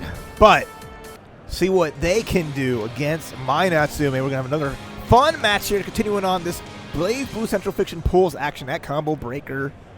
So Mai is going to be swinging, but she has to be careful. This is the one character with a flash kick, whatever you want to call it, able to bust out and get those anti-airs if we're not too careful. But that long range of Mai is going to be the big money maker. Yikes! Man, grab already. Okay. Esports. We looping. We're looping. Look at the blue beat combo. I was going to say, that's way too pro-rated right there. All right, mashes out with that 5A. Oh, yikes, bro. 6B meaty. All right, that's the combo. Oh, I didn't have the charge partition. 5C, baby. We're going. Oh, and no fear. We're just learning from Maniac, inspiring everyone to just get out of dodge. We got resources. We're going to always bust out. Round 2 there's with the that jump. 5C again. Oh, boy. Okay. Into the corner. Nice. A little bit too far. Yeah, still got 3.2k. Good amount of damage. Trying to anti-air. Didn't work out, but these jump seeds. Oh, my God. Hasn't missed one yet. Yeah, there's that instant air dash jump C, baby. Instant air dash jump C. You can't do that against Kagura. He's got a flash kick. Wyvern. Okay, extension here, Whoa! but that forcing a Mai onto keeping her to do defense ain't gonna happen. But to wake up again from just a tomato, that was so fast. Man, Zolly definitely called out a button with that on knockdown. I'm gonna flip on wake up. that's a call out right there. Mai's aren't trying to block. They got regular backdash. They got the flip backdash. Yeah, that's just a neutral jump. Whoa! That time. Interesting. Uh-oh. Oh, we're just swinging our big swords, our big spears. Jump C, instant burst. Zolly does not want to have any of this. Oh, we're going. There's things going on the screen right now. Oh, esports. Wyvern. Yeah, Maya's is flying around the screen right now. Oh my God, it just went over 6 feet. 2C anti-air, gonna get a little bit of damage there, but you know what? Do it again. I had meter to RC, and I'm not even gonna bother. Side switch. Oh yeah, Ooh, there we go. Extension. Yeah. Very nice. Oh wow, no, just kidding. It did not kill. I lost at Sage M's game. Someone clipped that and submit it for the next will it kill.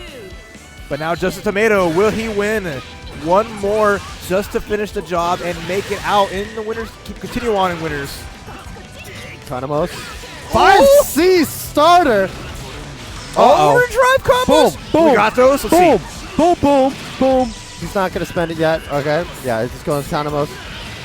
Look at that damage, baby. 4.1k. Oh, overhead the block on the yikes. first, and that's it. What a master of their craft. Yikes. What a guy. Not just a tomato. He's a winner. He's definitely, just the tomato is definitely just the winner today. But up next, it looks like we're going to have on deck Moonjade versus Floki. A lot of new school players today, man. A lot of new school. I'm liking it. I'm liking it. cool. I'm so glad that this game has kept on going. You see the resurgence. Good netcode and a great game combined make it irresistible. And people have been grinding it out. And Combo Breaker is going to be a big preview of just how far people have gone. Hey man, there's one guy that I'm always looking forward to in the BlazBlue brackets, and he is here this year once again to try to defend his title. So, okay, we'll see, man. There's a lot of killers out here. It's monsters all over the place. BlazBlue is literally just a game full of monsters now. It's so true. It's absolute nuts, and there's more people who showed up this year than last year. So there's gonna be even more killers all throughout, and it's gonna make it even more exciting. So absolutely. I hope you all at home are watching it, enjoying it, buying the game immediately because you're seeing BlazBlue on the screen and you're like, I want to play this. Exactly. Well, you should. Yo, shouts out to the Combo Breaker hoodie, guys. Go buy some merch. Shouts out. ComboBreaker.com. There you go. Or come to the venue. Just buy a plane ticket right now. Come to Schaumburg. Buy some merch so you can have it ready to go. You can do a lot of things, honestly. You could. If you have the money to do it, it's a different story. But, be irresponsible. Be irresponsible? Is that what you're trying to say here? I'm saying is that your message? All right. All right, kids, be the most irresponsible you can ever be. Don't listen to your parents. Do Listen to drop. Raph. Listen to Raph. Yeah, listen to Raph. Listen to me. Nobody, see, right now. Oh no, I'm an advocate for degeneracy. Honestly, I like. Hey man, you do you. I'm not gonna tell you what to do. There you go. Press 5C on wake up. Do it. Just press buttons. Just play the game. Don't let anyone stop you from playing the game. And we're gonna see two of these until guys you lose, until and you then you stop playing the game for a bit because you got to go to losers bracket. Smash, right? We'll see which of these two will go to losers and keep on winners. Moonjade, another commentator. I had the pleasure of working with him at Frosty Faustings. Super swell guy, humble, kind, and I'm rooting for him, but Floki is not going to make it easy. Yeah, honestly, I think you're bringing a little bit too much like generosity on the stream, so I'm going to take the exact opposite approach. I have never met this person, but I hate them already. Dang. Off a glance. Honestly, yeah, You're just like, it's a terrible person. this guy. I don't know them. I think they're terrible. I think they're just bad. I mean, it's a 9-player, so I mean. Exactly. I mean, it's 9 versus Kagura. This matchup is absolutely terrible. If you guys do not know how to play BlazBlue, I am so sorry because this matchup is just not fair. No, of course not. 9 is hitting Kagura from across the screen with everything, and Kagura can't hit her because his buttons are too slow. And also, he has a huge sword, but her spells are bigger than his sword. How fair is that? It ain't, but we'll see how the approach goes as we're getting our match between Floki and Moonjade. Already, Moonjade getting tagged under pressure. Nice block. Not easy to block. Oh my god, checking him with the jump C incident. Whoa, okay. Wants their turn and wants the rock, drops it, and now Moonjade getting a little bit of damage. Gonna drop an orbital strike, but the Wyvern comes through. I was gonna say, man, you're a 9 player. You know that this Kagura player is gonna do Wyvern. Okay, Floki just trying to get in. That's the hard part. How do you approach a witch who has the stones to keep you away? All right, knockdown into the fairy. What's the mix-up? Just kidding. There is no mix-up. You just got hit. Roll, immediate burst, pushing 9 away, which is always scary. Now she has that room, but gets caught. It's okay. Kagura can't hit her. Can't she even catch her either. teleported. Where is she going? She's going right into Kagura's sword. Not the Yikes! place you want to be. Okay, gets tagged, full combo. And that's gonna be that. Right, nice. Good stuff from Floki, making this matchup look bad. For 9. Hey, if 9 goes in like that, you're spelling yourself doomed. It's like the what was it? The zoner effect. It's like, man, I got all these great tools in my arsenal. I'm gonna jump at them. I'm gonna go in. I'm gonna go in. I'm gonna scramble against a character that can maintain that. But Moonjade with a big lead here is gonna set up the fairy again. All right. Playing the matchup like they need to. All right. Gets tagged, but it's okay because we don't want to win today. Okay. Floki doesn't want to win today either. And not ready for the rock. That was a reset. Round. That was a straight reset. That was not a real combo. Moonjade scratching his head, looking over like, all right, we take those. I get it. That's that little bit of noise showing your opponent like, all right, try to get in their head, but instead we're going to jump on their head. Moonjade with a big start here and gets the extension off Crimson All right, Raider. burst him in the corner. I like that. Instant burst from the 9 player. Still in the corner. Oh, yikes. This is, that's a pretty good damage. Look at the damage. Look at this combo. Keep on going. Overhead. Got to be careful if you're Moonjade. You got to fight your way out with counter assault. There it is. All right. All you got to do now is just maintain your space and hit him for a lot of damage. Let's get into hits, and there it is. That has worked 100% of the time. You might as well keep doing it in resets. I wonder if Floki knows that's an overhead. That messes up. That's not a real combo. Nobody wants to win today. Come on, Moonjade. Oh, DP. Nice. Counter assault back at you. All this room and resources, but the jump hit. Another jump C. Fatal counter. It's okay. A little bit too hard to confirm off that with no meter. Punish? No punish, but there you go again. That rock has a 100% hit rate.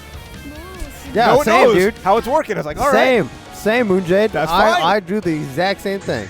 Well, that's the trap you can get yourself into playing a charge character. If you're holding down for that flash kick, if you're waiting as Kagura, you can't do that.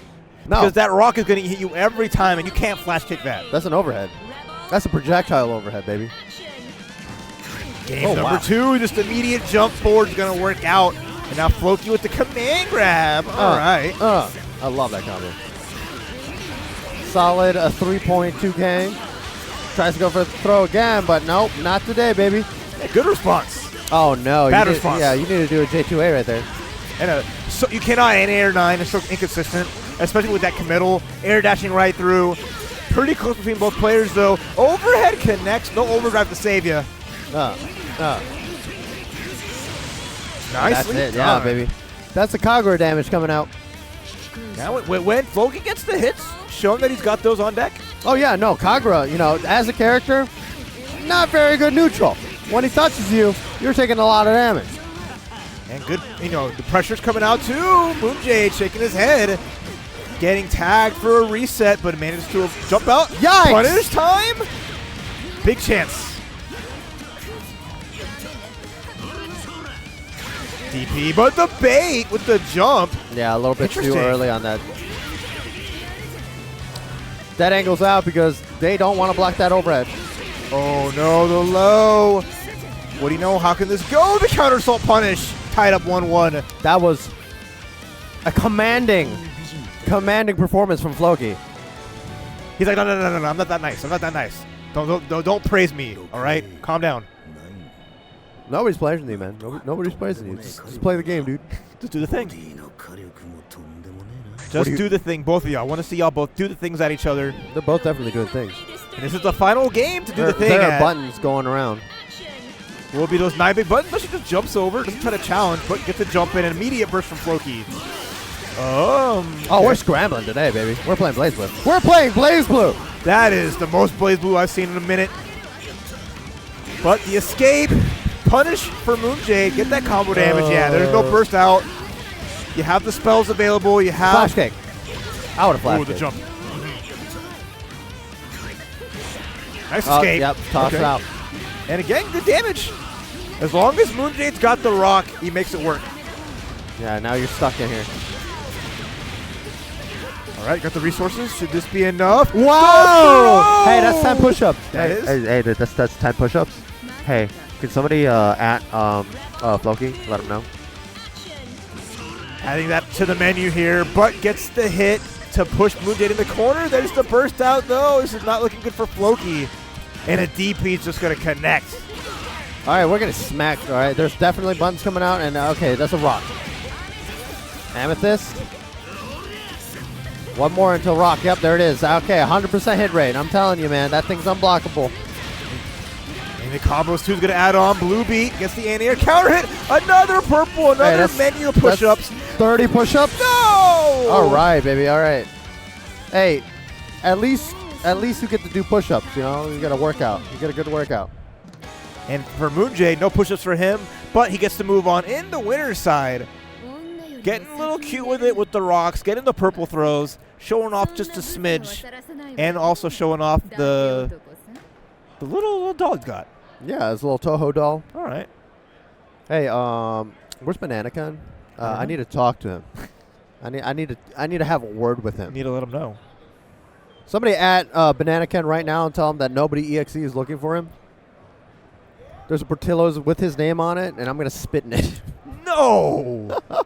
Don't do that! Oh, yeah, baby. Okay, up next, we're going to have a fan favorite, Zen versus Kuzu. Which is the fan favorite?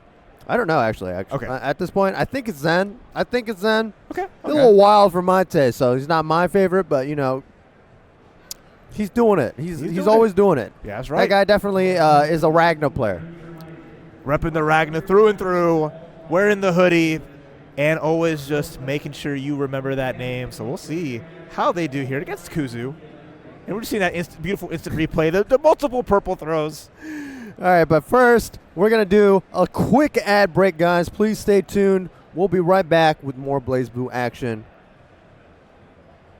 Yo, you see that overhead? Oh my goodness, That nobody was crazy. blocking that. Dude, by I any- definitely got hit. That was wild, man. These matches have been great. Oh, absolutely. You know what?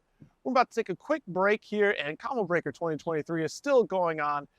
Don't worry, this time we're gonna order for you. Yeah, we got you. Don't even worry about it. Be right back.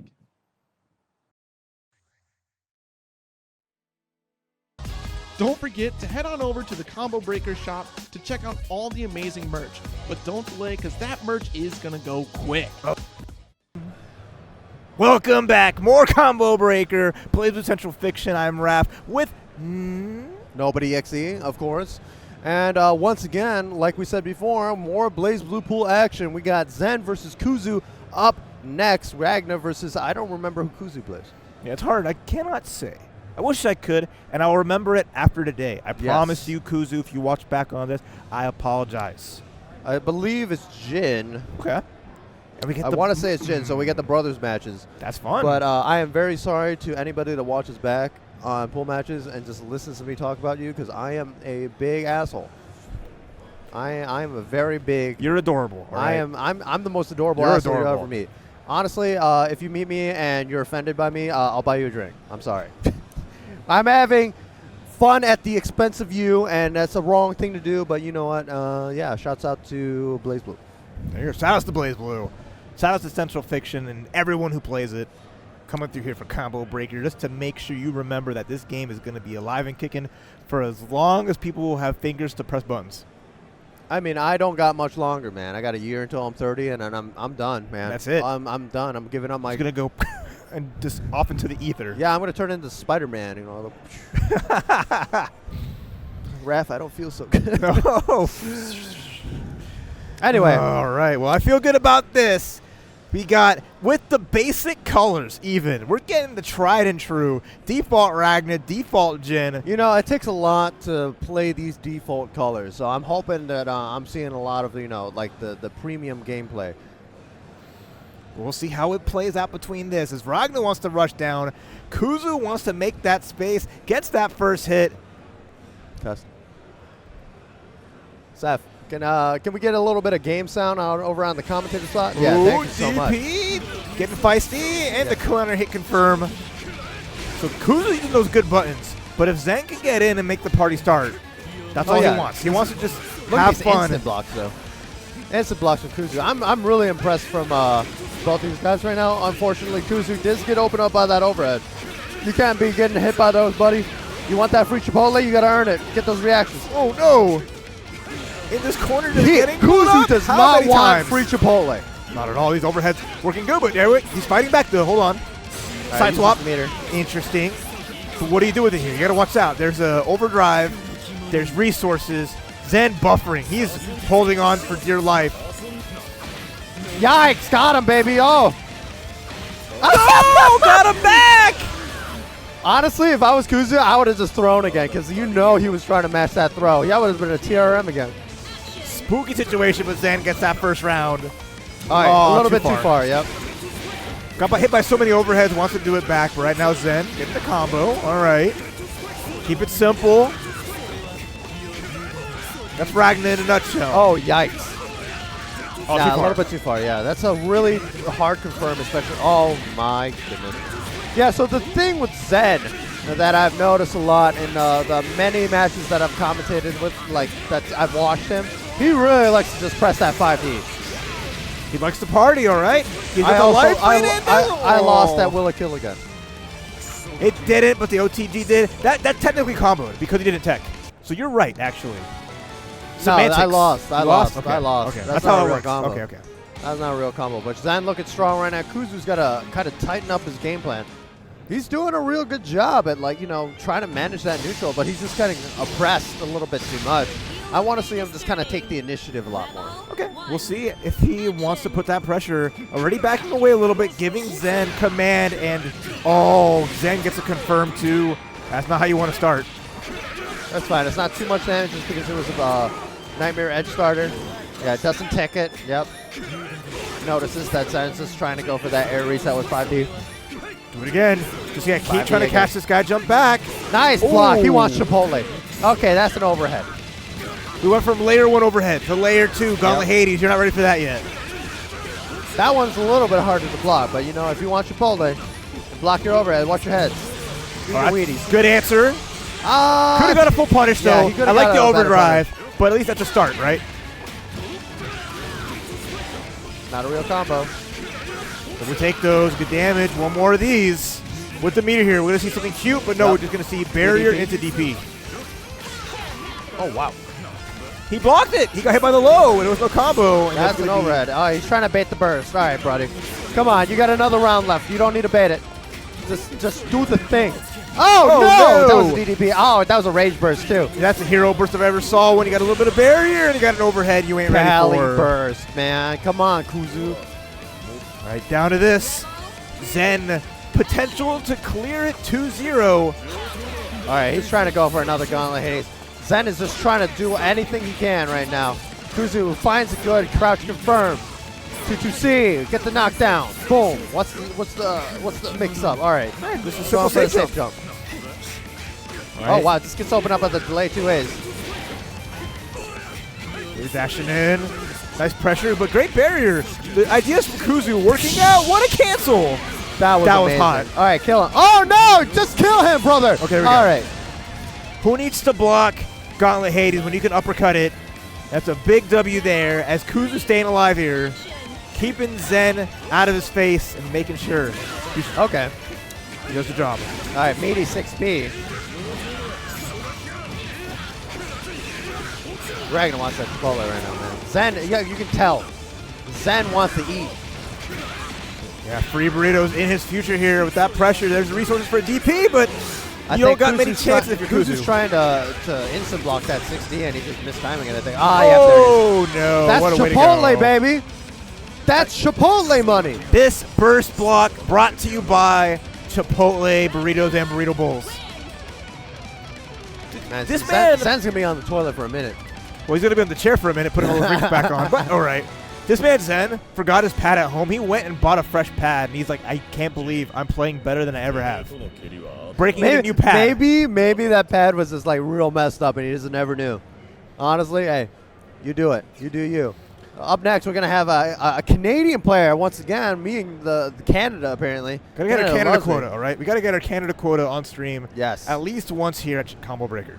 But we're going to have Klim versus Trotter Bonner. Trotter Bonner, okay. Trotter Bonner. Yeah, shouts out to Klim. That's an OG player right there. That is right. That is definitely an OG player right there. Playing anime games for a long time and here to teach all these kids what old man fundamentals can do. Man, what a fun match. Good stuff for Zen, who's been traveling hard for BlazBlue Central Fiction, and he's got a long road ahead of him against all these killers, but I'd like to see how well he can make it or break it. I mean, he's doing a lot. He's been making waves in the tournament scene, but I need to see him break that top 8. Yeah, you know? gotta bust out, right? Break the ceiling, achieve the unattainable. There's definitely there's like real good players, and then there's like the top players, right? Yeah. And the difference between them, it's slowly getting narrower, but you can definitely still see that skill gap in between those players. And I want to see that window shorten a lot more. Hey. They're doing as hard as they can, and it's showing, right? They'll have that breakthrough. They need that one thing to click, and then they'll be up there with the Bananakins who aren't here, or the Bananakin Monarchs. sucks. Bananakin sucks. I can say it. He's not here. All right. What's he gonna do, right? What is he gonna do? Fight me? Type in Twitch chat. Yeah, he's gonna type in Twitch chat. Let me see the Twitch chat right now. Where's Bananakin? Hey, Jose, you suck. Anyway. Like I said, we have Klim from Canada. From Canada. Trotter Bonner. Klim, of course, Azrael player. Right. I wonder if he has tried out anybody new. It's hard to say. I know he's playing a lot of different games, so probably we'll stick to the Azrael just to keep, up a cool thing.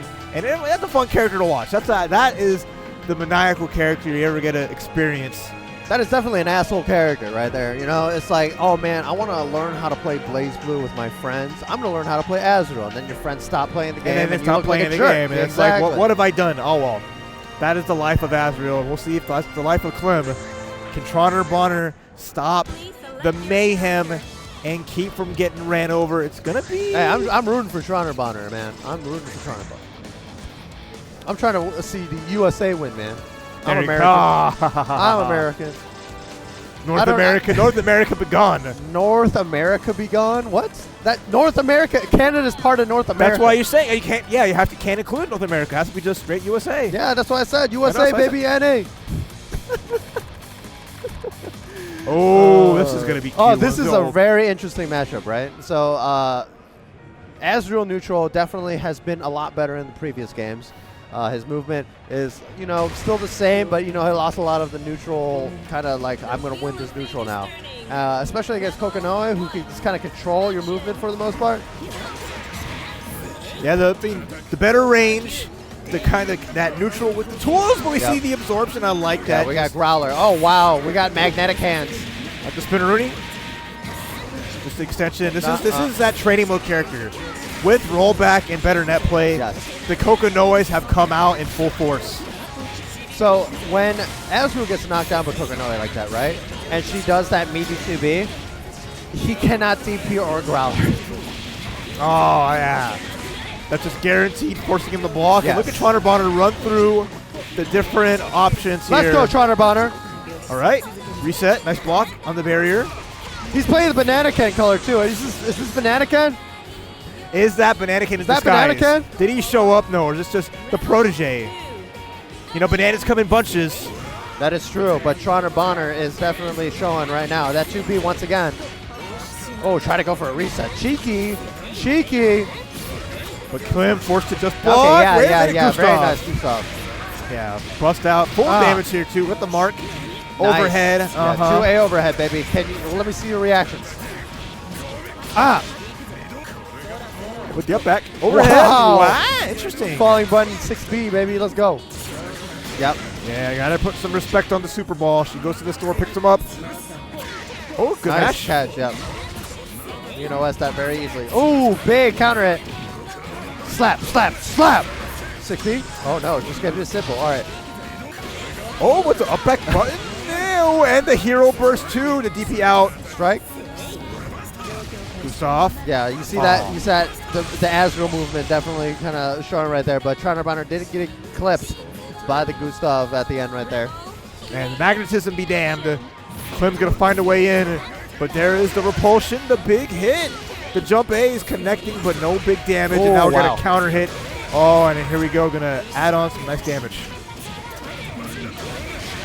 Rekka is coming out, and then we're going to get a nice high weak point. I want to say, almost good block with that drive. So far been hard to avoid. Do it again. No. Checking it. Oh, yikes. And there's Klim taking game one. Trotter Bonner is just definitely getting hit a lot by these overheads. That's the hard part, right? You got that mark on you. You had the weak point. You got to be ready for those Azrael drives. You got to be very mindful because you don't want to take that damage. That's so much damage. And he gets to loop it again. He gets to keep putting those weak points on you, and you have to keep guessing. Wait, is Trotter Bonner from the Canada too, or did Klim beat him so hard he turned into Canada? Well, I guess now he's officially Canada now. I mean, Klim beat he's every person he everybody's gets a game. Canada now. Every person gets a game. Klim just officially makes them a Canadian as well. Big steppy. 6B. Boom. Oh, nice. Okay. What an answer with the grab. And that's really all it can take. At that point, there's that 2B like you mentioned. Yep. Klim just forced to take the damage, but Tex hits a button. Try to sentinel dump. Boom. And the conversion's going to put Klim on match point. Trotter Bonner running out of juice, running out of time. I mean, Klim is showing him why, you know, why he's an old school anime player, you know? No fear, but getting beat up a little bit. Let's see how well this extension can come. I like this from Trotter Bonner to set up a nice just meaty. The Growler comes out though, denied. Get the 2B, man. Messes up. Uh-oh. We're scrambling. Azrael loves scrambles. Slap. Oh, let's go. And then just, meaty into overhead. That's going to be it as Klim just taking advantage of just that massive damage. Canada, baby. Just showing the Canada way. Pressing big buttons and getting big damage. Man, I love BlazBlue. It's such a great game. BlazBlue's so cool. All these characters are so crazy. They all got a bunch of BS, and everyone's just throwing BS at each other, but they're so good at it now. Good old Azrael, baby. He's slapping the buttons. Like Kokonoe is just pulling these strings, putting out like magnetic fields. She's like putting out little traps on the floor, and Azrael is just like punch. Yeah. Punch. That's cool. Punching people is cool, guys. All right, kids, if you ever learn anything from BlazBlue, punch people. Get violent. Hit your parents. Do it. You're hearing it from me. Nobody EXE. Get into a fight with your dad right now. When anyone asks you who taught you to do this, who told you, let them know. Say, hey, nobody EXE told me that I had to fight you to be cool, so I'm right. You know, bring it up with me. I'll fight your dad too. I'll play Azrael. Shouts out to Azrael. Violent guy. Anyway, up next, looks like we're just going to be chilling here for a bit, waiting for their next match. Yeah, and just been a good slew of them as we're just moving through this bracket here. This is just to qualify out of pools here in this block. A lot of great players that we've seen so far. We have more to come up a little bit later on, like Adroth, Chikzama, and many other awesome folks. As you know, two full pools of just straight monsters who've been playing BlazBlue for such a long time now and really trying to show their stuff. I think we've been playing BlazBlue longer than most. Like we're probably playing BlazBlue longer than the Strive Kids have been alive. Honestly. Yeah. The Strive Kids are pretty young. They are, but it's like guys? 11 years. Yeah, that's like Ish. that's 12 years. I don't. You know, yeah, maybe there's a couple. Maybe There's a couple. maybe they were born at the end of BlazBlue. So yeah, there you go.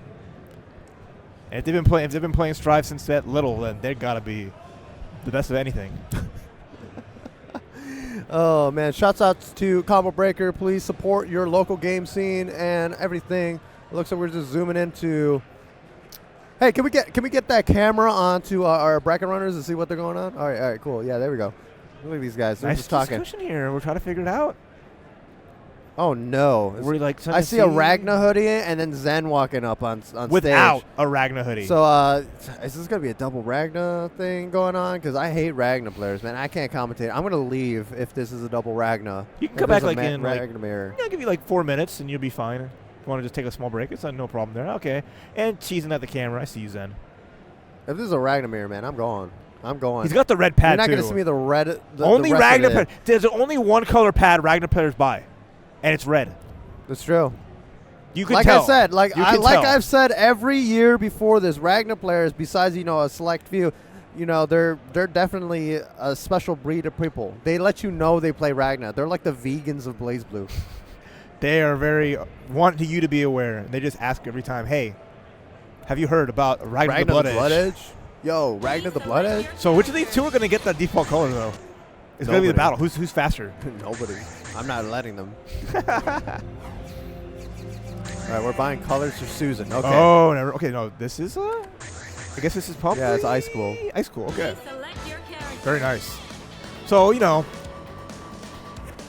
trickery with the Ragna, but loving the BlazBlue and whatever merch he can get. There is no Susanoo hoodie as far as I know. Hey, if any merch guys are out there and you want to make a Susanoo hoodie, you'll make a lot of weird Susanoo players happy. Not just in North America, across the pond in Europe too. They're ready for it. Across the pond in Europe, all the Europeans love Susanoo. I don't understand what's with the West loving Susanoo so much. You rarely ever see any of the East players play Susanoo. Wait, interesting to see. But are they screwing with me right now? Are they doing it? Oh my It's god! Ice Cool, too cool. Oh my god! Oh wait, he's waving. Wait. We're asking for a button check. Arbitration. We're gonna see. Want to make sure we're 100% before we get into this wonderful match as a button check, as we're gonna go Ragna mirror for a quick test. So I can leave now, right, Seth? I'm done for today. All right, cool. All right, the stream runners just told me I'm good to leave, so I'll see you guys next week.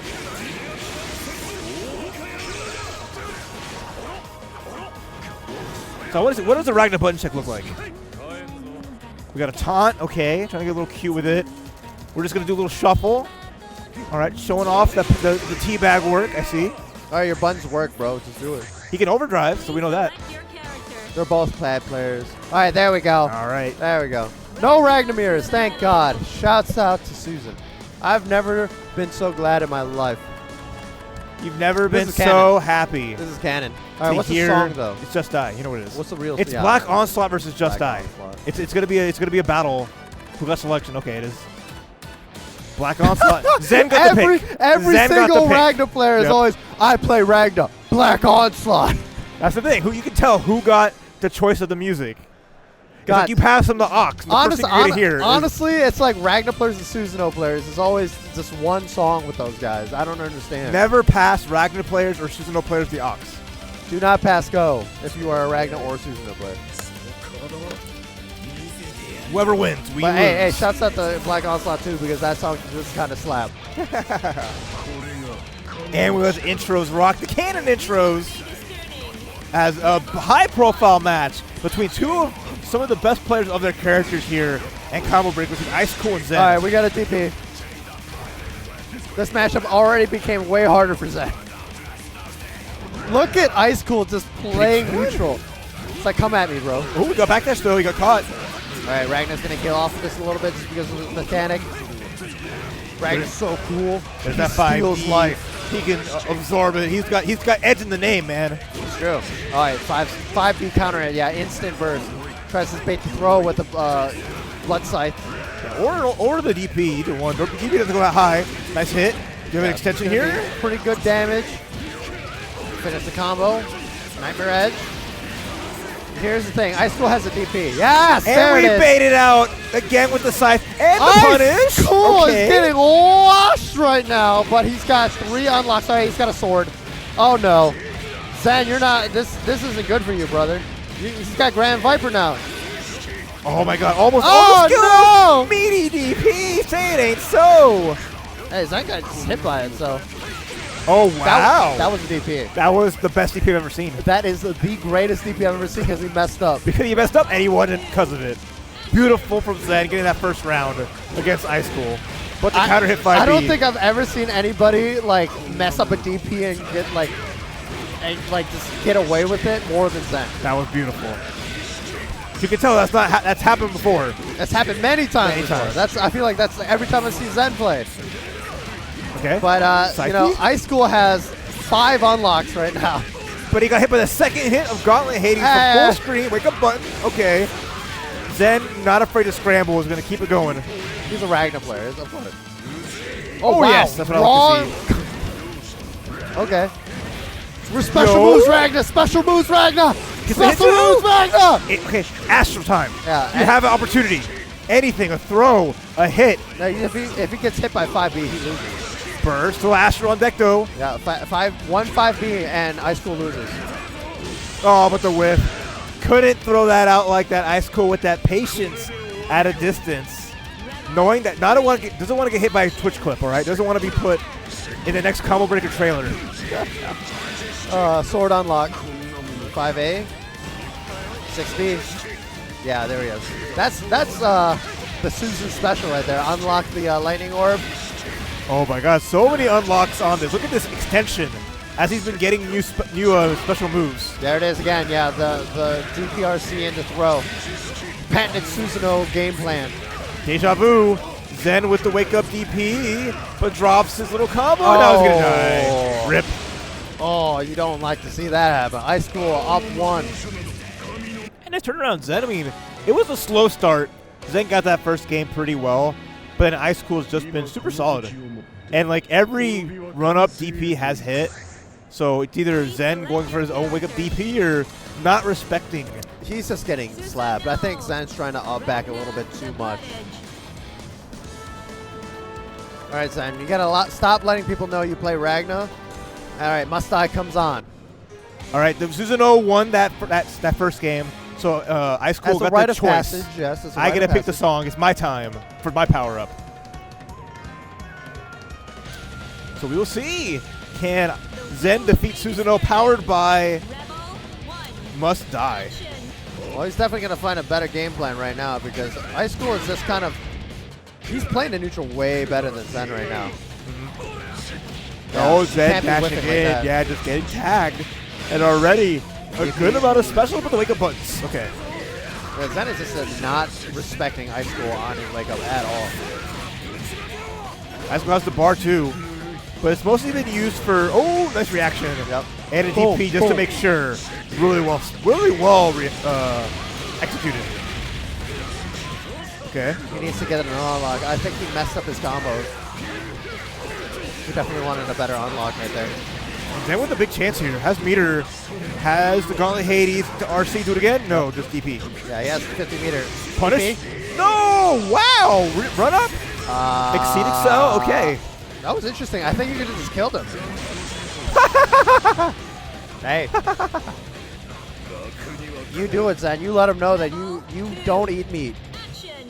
You can't block this overhead. I'm going to do it multiple times in a row. I mean, Ice School has definitely blocked it multiple times in a row. But not when it counts right now is Zen.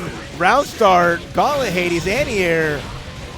Zen is messing up a lot of his confirms right now, too. It's like, dude, do you want this Chipotle or not? Right now, Ice Cool is going to be the one to take it themselves with the DP. Get your hands off me. Zen's trying to DP right now. Can't DP anymore? Okay, just... Try to DP. Can't even do it. Ice Cool said mine is better. Get that out of here. But at least Zen with the counter hit. Wait a minute. That's a lot of life back. It has overdrive and 100% tension. So here's the thing, right? Zen is trying to go for way too many gimmicks against Ice School, and Ice School is just like capitalizing off of it. Oh, the low. That's a wrap. That's it. Used up the overdrive just for that. Now Ice Cool on match point here to send Zen to losers. 5B round start. One of the most powerful round starts, no demand. DP, get off me. Good reaction. Push him into the... Oh my god, Ice School's blocked. Oh, not on that though. That's a counter hit too. Gonna go coast to coast. Look at that damage too. Good starter. Real good starter. And then just simple pressure with the up back immediately. Ice School not having any throw pressure. Getting big damage and turning this around. Yeah, no Ice DP School though. is just OSing the hell out of Zen right now. Nice confirm. DP ender. A little bit too far. What 5A. a drop. Ooh, Fuzzies.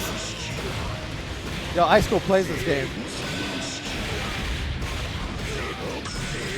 Last chance for Zen. Has overdrive. Has meter. Gets tagged. No. Doesn't burst yet. He's trying to bait the burst right now. Punish. Yeah. Oh, what a burst block! You had Astral. But Zen You had everything he needed. Is he gonna go Hades? He's gonna go Hades. What a reaction! My man, no, he believed in it. Not a reaction. He called that out heavy. I would have Astral. He should have did overdrive activation into Astral. Yes. Even there, just to put that extra little spice on top, but it's okay. We have another game for that to happen. Zen, by the The skin of his teeth. by the skin of the teeth. We're going back. Black Onslaught. Back, okay. Earned the song back. The wheel of fate is turning. Man, this is spicy. I don't know if I'm ready for this. And neither is Zen as the throw comes out. Nice pull. A good start here. Yeah, gets the Grand Viper unlocked. And make sure to have the DP ready. Yep, that's his big damage. All right, immediately burst. Does not want to take this damage. Wants another chance. Oh, delay to a. Grand What can you Viper. say? That's a wrap. Save with your chest. Deadly Rave, baby. Deadly Rave. You got that dog in him. Ice with the perfect, too. And this is Zen's last chance to stay in the winner's side. He's got half the burst. Okay, at the start. Too far, though. Needed to go for an extensive with the special, but didn't quite let it rock. He's going to go for the, yep, there it is. Real good awareness and recognizing what specials he has. Uh-huh. Oh, 5B. Nice stop sign. Has to watch out, though. Just trying to get some pressure here. Messes up the combo. Gets hit by the overhead. Okay. No burst on Ice School's side. He's going to have to hold this next setup. If Zen gets this hit, take it to the final round. Too. Yeah, it's 50 meter. Can go for an overhead RC. Or not. He's going to throw it away and...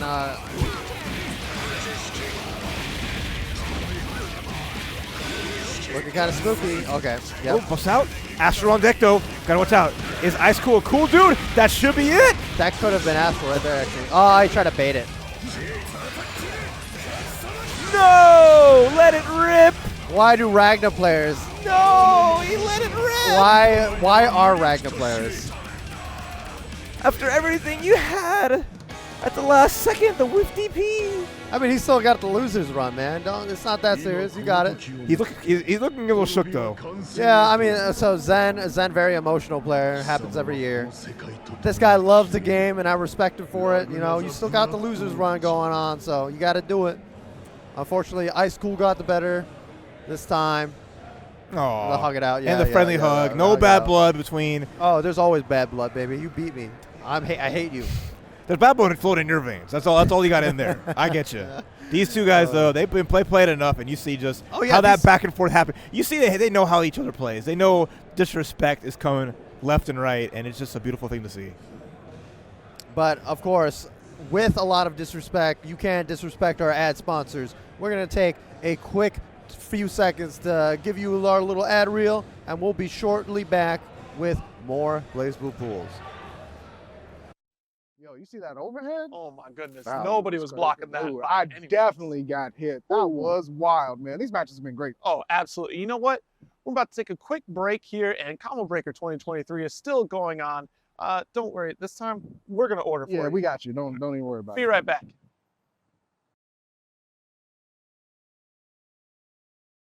Don't forget to head on over to the Combo Breaker shop to check out all the amazing merch. But don't delay, because that merch is going to go quick. Welcome back to Combo Breaker 2023 BlazBlue Pools. Looks like up on deck we got Adroth, JP versus Klim. We saw Klim a little bit earlier, but also we all know and love Adroth. Another Susan player in the works. That's right. We saw, you can't see one Susanoo without the other. Adroth bringing it to it, and we're going to see this is going to be a violent match. We saw one last game go crazy, but this is two characters that all they know is how to swing. So All we know is violence. That's all they know is how to press buttons at each other. With the disrespect, it's going to be a barn burner between Klim and Adroth. I'm excited of this just to see, because I can't predict it. If you wanted to fight your parents, this would be the match to fight your parents to, right? You show this match to your parents, then they'll want to fight you back. Yes, exactly. That's what happens. They just can't. It's like you're gonna have backyard wrestling right now, and you're at home. All right, let's go. All comes down to really who gets that first real strike.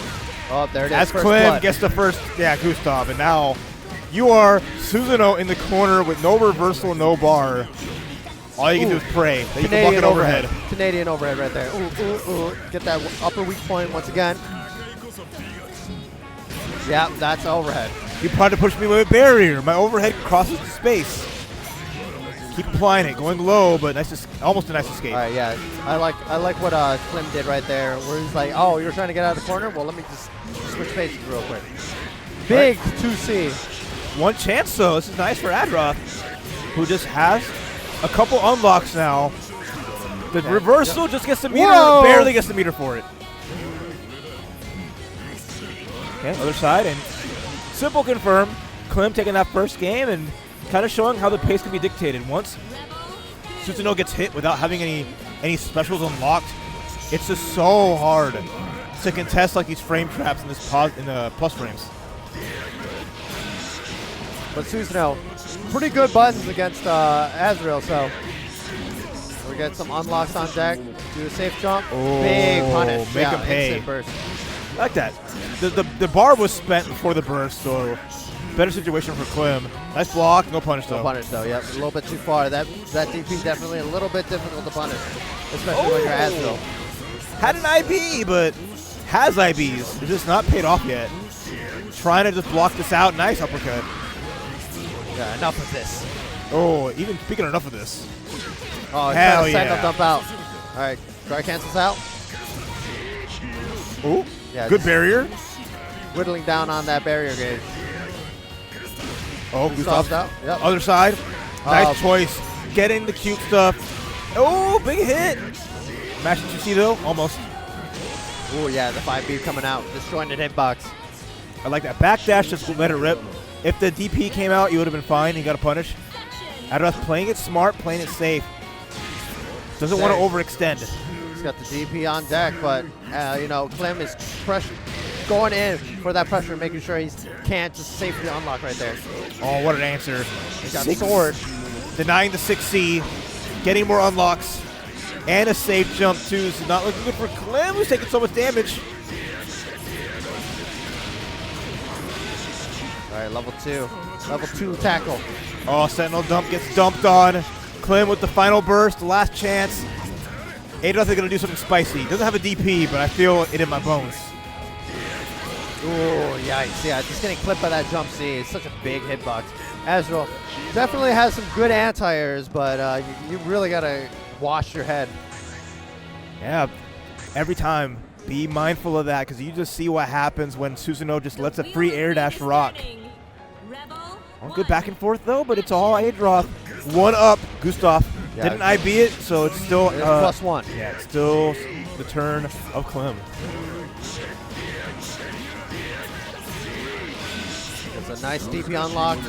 Very helpful in this matchup. You can see other anti-airs. The 5A, and then the check. That was nice. Into the overhead. And look at Adroth just piling on the damage.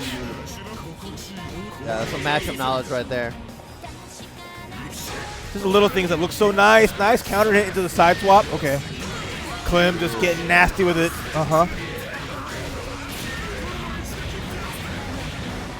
A up.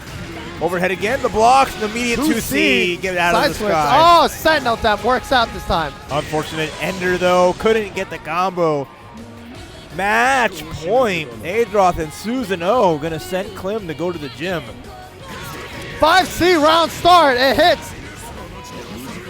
Safe jump. Works out. Every time.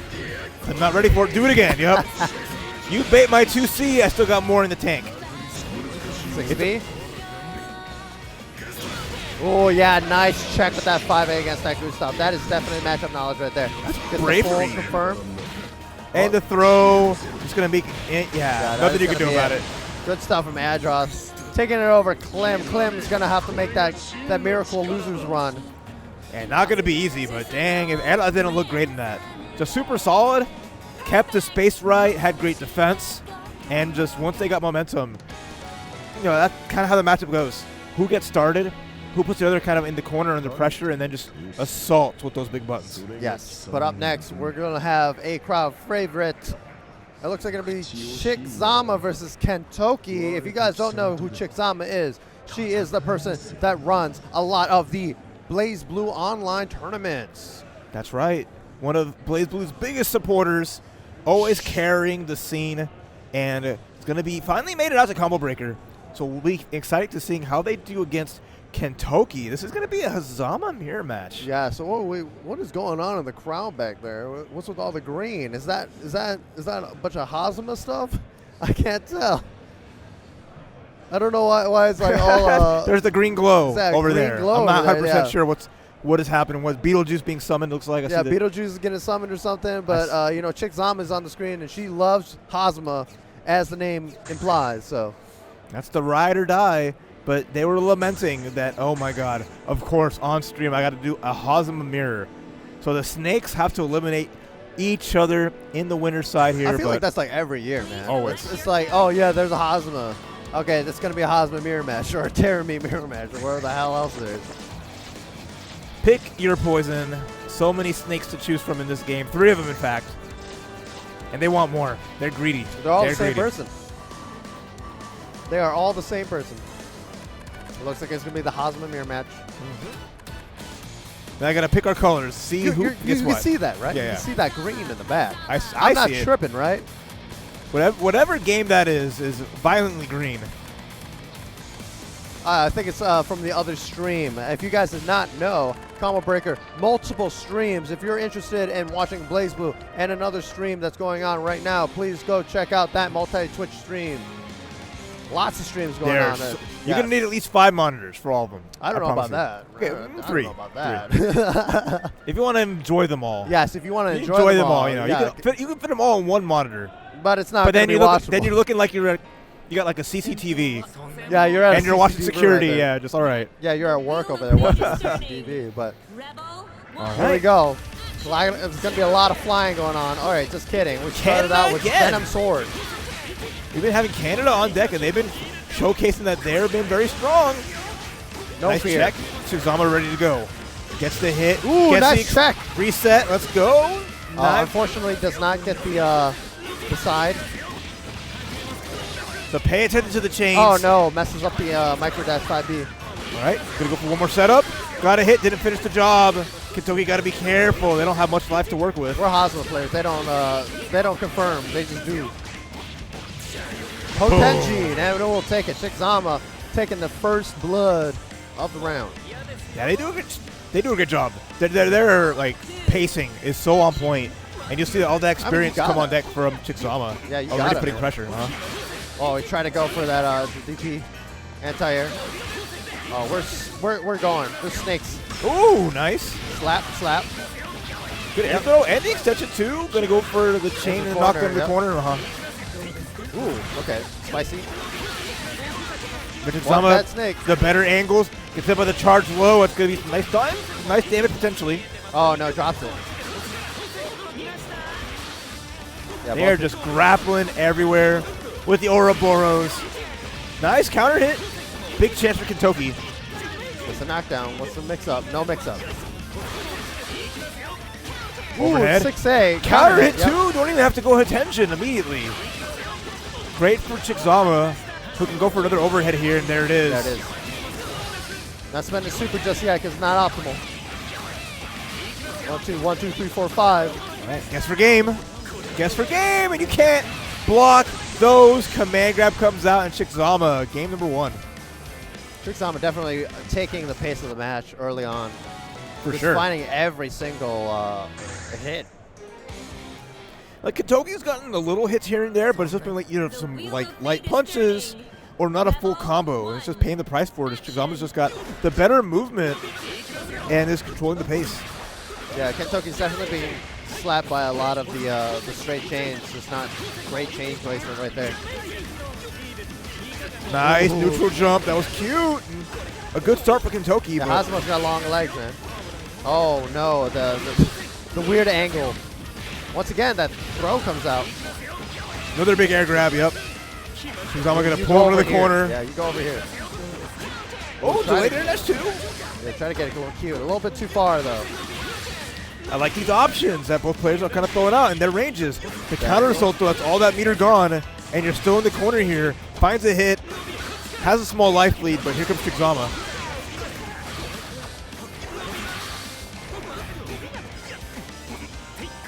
Ooh, 6B, avoids it.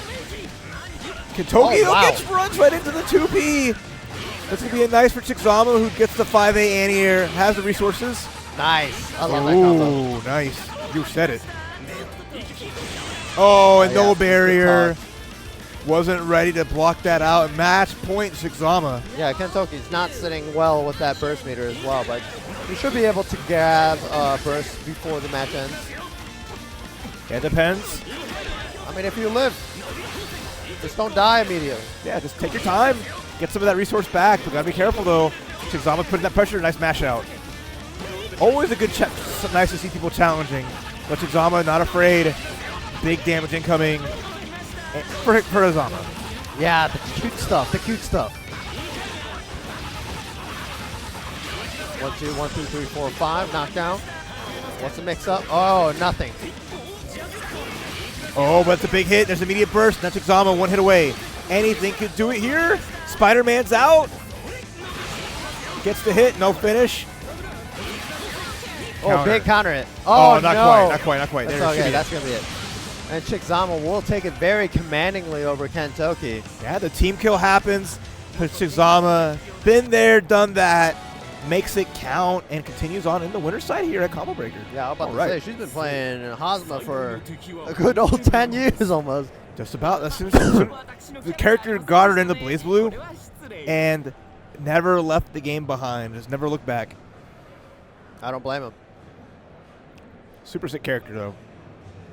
I enjoy watching. It's so funky. Just seeing this kind of character zip around like that, have this resource that just lets him, like, playing Spider-Man for the, Spider-Man 2 for the PlayStation. Just going, grabbing the sky and flying around. It feels so nice. Yes, all we're missing is just the pizza song. The pizza song? Yes. I think you're thinking of Teenage Mutant Ninja Turtles, but we'll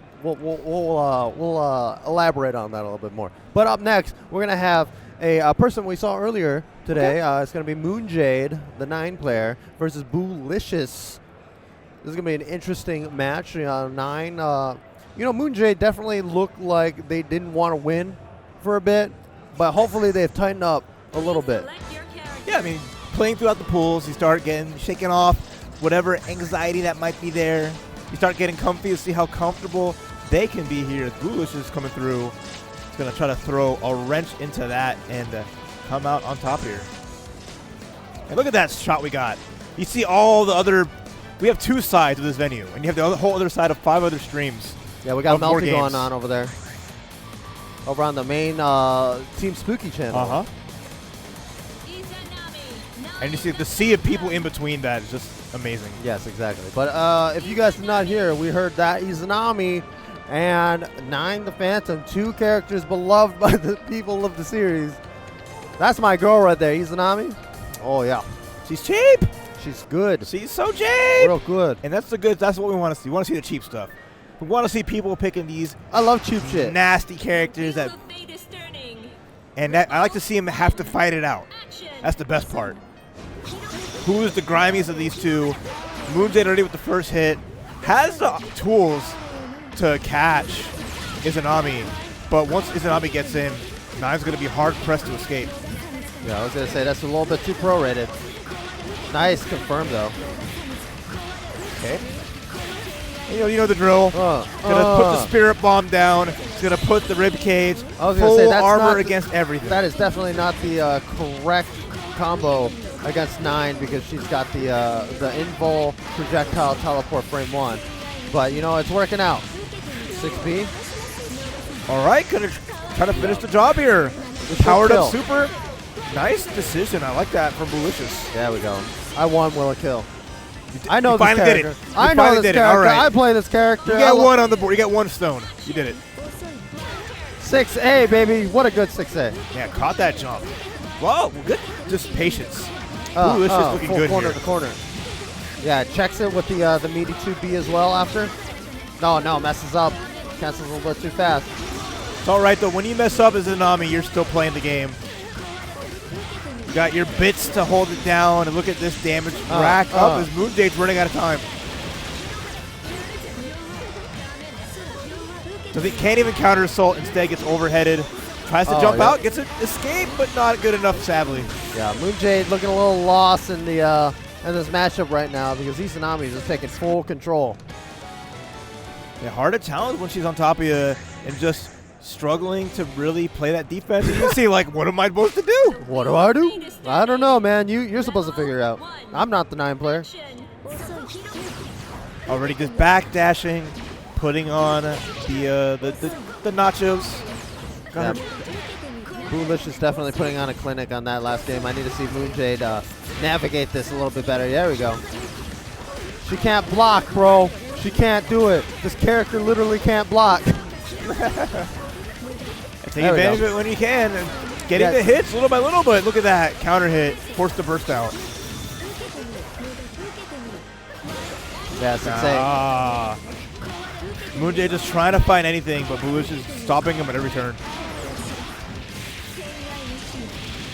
Knockdown situation. Oh, messes up the timing for that 6B knockdown into super. Last chance. That was expensive. Counter assault. At least it's a combo with Kunzite. Okay. You got to make this count. Oh, no, dropped it. Unfortunately, can't count past that there, and now it's going to be the wrap. Yeah, getting caught with a lot of these buttons. I think Moonjade's just trying to dash out a little bit too much. It is invul frame 1 against projectiles, but you can't do it against physical attacks. Already, at least almost a strong start. Has the fairies ready to go. Instead, got the Kunzite. The 100% hit rate is still coming through for it, but Boolicious is back to neutral. Yeah, just navigating through the minefield that is Izanami projectiles. You just got to catch her, man. You got the buttons to do it. He's getting the hits. It's just not getting a combo. There's a 6A. Yeah, Moonjade definitely getting a little bit frustrated against the onslaught of I need to catch this stupid doll. Okay, that's a chance. Still not out of it. Overdrive. That's a little bit spooky because now you get hit. You have no way to burst out, and your resource to blow up overheads long gone. Oh, you got to be careful there. There's an EA on deck. Okay. Yep. Here's the Izanami special. I'm losing. Barrier. Oh, not dead. Last chance here. The last counter assault. Moonjade with a pixel, but You got to navigate this minefield. Yeah, and the trade will come out, and it looks like Boolicious will take it over Moonjade. Izanami is such a cool character. I love this. I love this girl. she's so sick. She's really good, but she's also she's fun to watch. She's so super fun to unique watch. because She's you have super like the different modes. She can float. She can put on a giant force field that you can't hit her out of at all until she runs out of barrier. Hey, she's using a resource. Just throw her. Yeah, just throw her, you know? Yeah, that easy. Just throw her. All you got to do is hit her. She can't block. It's fair. Yeah, right? Exactly. Super fair when she's floating in the sky, doing 10 overheads in a row. Hey, 9 can jump higher than her. That's actually a really good thing against this in the matchup. If you can jump higher than Izanami, it's actually really, really sick. So I think like Amane. Yeah. That matchup sucks for Amane, right?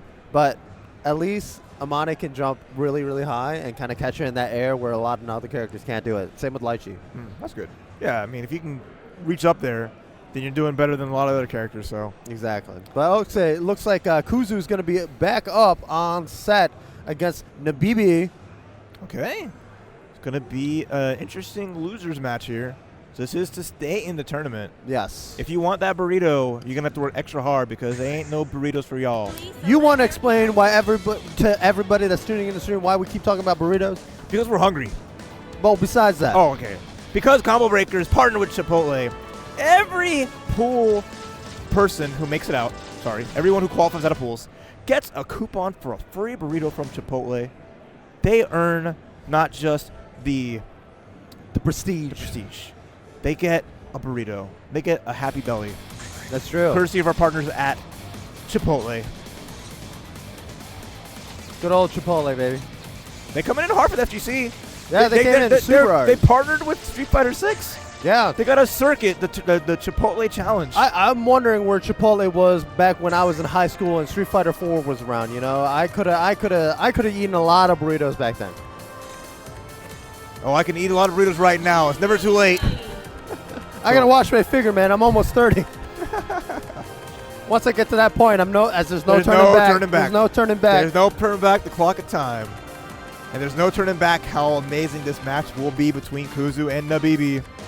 So we saw the Jin. It looks like likely a Lychee here for Nabibi.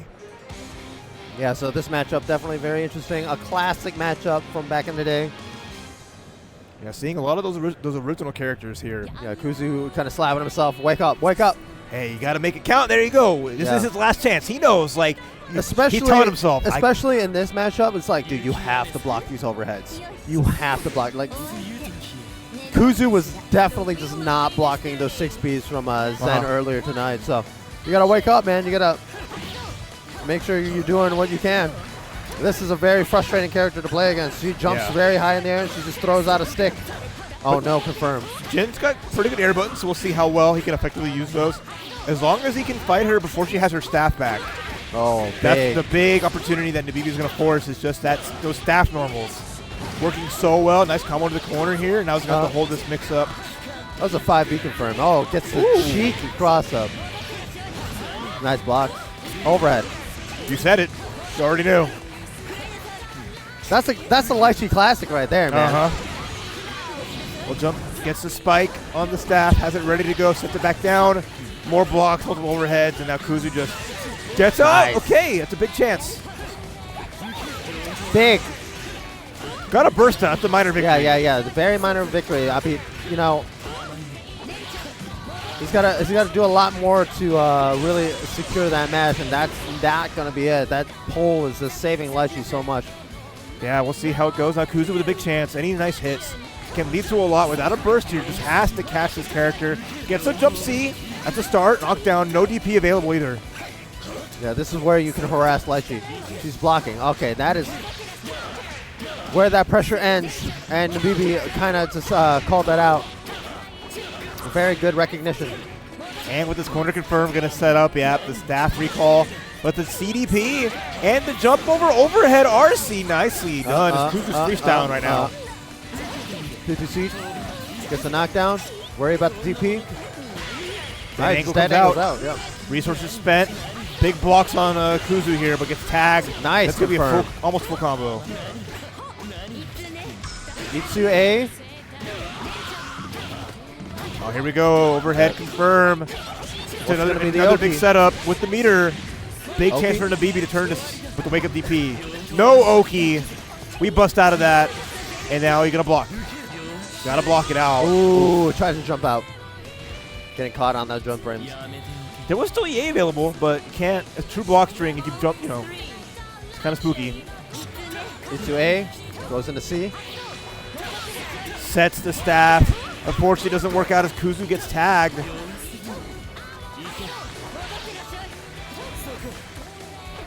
Then it's back and forth. There's patience. They're trying to neutral. Just neutral. Oh, what a throw. Yeah, Lueshi known for the magnetic hands. The BB is going to get a nice lead here. Yeah, Wants to take this first carry. game. Respecting the uppercut by taking the time. There's the activation overdrive. Ooh, crush trigger. That's huge. That was a held crush trigger. Oh, no. He got the dashing DP on accident. Oh, wow. The run up 60. Oh, no overhead has gone unstopped. As right now, Nabibi is just putting on a clinic. Yeah, Kuzu's going to get his burst back, though. Ooh, parries the crush trigger, though. Didn't die to the unblockable. Oh, that's going to be unless you burst. Oh, wait a minute. Crouch confirmed, too. It's going to be a Fenrich-style comeback, potentially. Yeah. Oh, big hit. All we're missing is one 3D. Instead, it's just going to be the jump C. Yeah, it just gets caught. Had a big chance. One less shot for Kuzu, but Nabibi takes that first game. Hey, Grandma always said never die with burst. Never overdrive at least. Use that resource. Kuzu's got to take free. a step Spend back. Just kind of... He's got a lot of chances, but he keeps going for the same pressure strings. I would like to see him kind of vary it. You know, you're at this level of play now, where you can kind of just vary your pressure strings. There you go. Yeah, got a jump cancel. The BB was ready for it just about, and then there's a DP just to escape the corner, put on some pressure. Oh yeah, the grabby hands. Tries to bait the burst. All right, runs right into it, and then this burst, Kuzu into the corner, but nobody puts Kuzu in the corner. Oh, never mind. Oh, no. Worst case scenario, honestly. That was definitely worst case scenario. All right, guess for game. There's a DP out, and the dash cancel. No, yeah, the proration on this is way too crazy. Unfortunate. The BB not relenting. Kuzu's last shot. They lose this, they're out of the tournament, so they have to really turn up the ice. Itsu-A confirmed, but unfortunately, staff did not agree with Nabibi right there. Nice roll catch. 2C, 3C, and the knockdown. Okay, and the safe jump. Yeah, you don't even need the safe jump against Lueshi, but no staff, baby. Nice check with that 2A. Make it count. Make sure. Oh, the wake up super. Yep, that's real annoying to deal with. The Marlboro man just saving the day again. All right, gets the knockdown. There we go. Should be close to the red, but we don't get those. I can see the nerves. Kuzu definitely did not want to win right there. He needs to tighten up, man. That is Jin Basic 101. Yeah, crucial drops can mess up your night. You don't want to end on that, but still in there at the very least. Oh, watch your other side. Bamagaishi. What a good meaty activation. Actually works out. We have the ice combos. Let's see. Yep. EA is going to get a nice sequence here. Yeah, he's in EA right now, so. Active Flow, not EA. Active Flow going to get, all that burst resource There back. we go. Yeah, that's the Jin combo I know. 2-2C, 3C, knockdown. What do you got here? No, you have the DP, the patience. Oh, but the mash throw got a counter. I don't know who's going to be kicking himself about that one. That was a very interesting defensive choice from Nabibi right there, actually. It hit again. Drops the extension, gets punished. Unfortunate. When you're in the corner, you can't do that. Real good confirm from Nabibi. No meter. You have to burst this, man. No, RC to bait the burst. There it is finally. Last chance. Kuzu has to be careful. Nice. End it. There we go. Doesn't drop the follow-up. That was a 1-1. real brave 2C right there. That run up 2C. Jin's 2C is a real strong anti-air, but also very, very slow. Yeah. So that was an all-in right there. Just felt that was the right time, and it's enough to put this to a game 3. We're finally seeing a final match after what feels like a while in these sets. Ooh. He didn't fall for the Blaze Blue Chicago right there. You whiff the throw in their face, and you whiff throw in their face. And everyone's just whipping throws. There's the DP. Tired of blocking, tired of waiting, but has to respect the DP from Kuzu, who's willing, who's shown it willingly every time. Oh yeah, we're throwing fireballs. Counter hit, no fireball chucker. You're offended, aren't you? No, I love the fireball. I don't think people use fireballs well enough in this game. Well, see, I see jump C being used well enough as Kuzu still maintaining an advantage. Ooh, Gets countered it though. That's gonna be a little spooky. That's a good confirm right there from Nibibi. You gotta learn these confirms if you're a Lueshi player. Tsubaki knocks down, goes for the EA. Not gonna be dead yet. Nice active flow though. And there's the snowflake. It's gonna get blown up. Yeah, one of the very invul moves that Lueshi can do without staff. Sets up staff, try to roll out. Dead counter assault. Just enough. The block got caught trying to press. Didn't want to hold down back anymore. Match point in the BB once more. Oh yeah, J2D, but you know that only hits twice if you're crossing them up. Oh no! Oh no! Oh he didn't have staff yet. Yeah, didn't even try to get anything. Gets a blue beat. Kuzu thanking his lucky stars. And a throw counter caught you mashing. Oh no, no knockdown. Yeah, be careful about the staff. Oh, more pressure. Nice blocks. The patience here from Kuzu. Yeah, you gotta be patient against this character, especially with when you're playing Jin. Run under, gets tagged. Uh-oh. Yeah, that pull definitely messed up his button timing. What a wake up though. And then there's the hero burst if we saw it. Wants to finish this here. Nice. Beats the purple throw. No push-ups today. Uh-oh. Life total's even. Life total's definitely. Oh yeah, he's trying to bait that burst so hard. Pixel of life. The magnet hands. Magnet hands back from at Kuzu. You. Kuzu's sick of getting gripped. Turns it back around, wipes his hands clean. That was nasty. You're disgusting. I'm done with you. A little bit too far for the confirm. Oh, overhead. Overhead. And the extension too, very nice. Yeah, Lueshi gets a lot off her overhead, but unfortunately, Nabibi dropping it. Yeah, without a staff either. It's going to put in a bad situation. Nani? Oh, grabby hands. Once more. Into the corner you go. Where are you going to have to guess? It's going to be a hard spot here. No burst in Kuzu's pocket at all. Yeah, a little bit too far. Not a good punish. Kuzu getting out of there pretty scot-free for the most part. Wake up 2B. It works. It works. Ooh, and reset. Reset too. Oh, unfortunate. A little bit too high. Run up 6C. Both these players have burst overdrive available. Oh, that's it. Wow. Good stuff from Nabibi, but good stuff from Kuzu also. That was a pretty back and forth match right there. You can't really be mad about that. I mean, if I was Kuzu, I'd be a little bit disappointed in myself, but hey, man, you did what you needed to do. You showed off. You could have played a little bit tighter, but, you know, it happens. He even popped off for the camera a little bit, too. We missed it just barely, but he, took a look and said, kaboom, I made it as best I could. But even better done than Nabibi, who just... Yes. I love that ender there, just hitting the overdrive. Sorry, go ahead.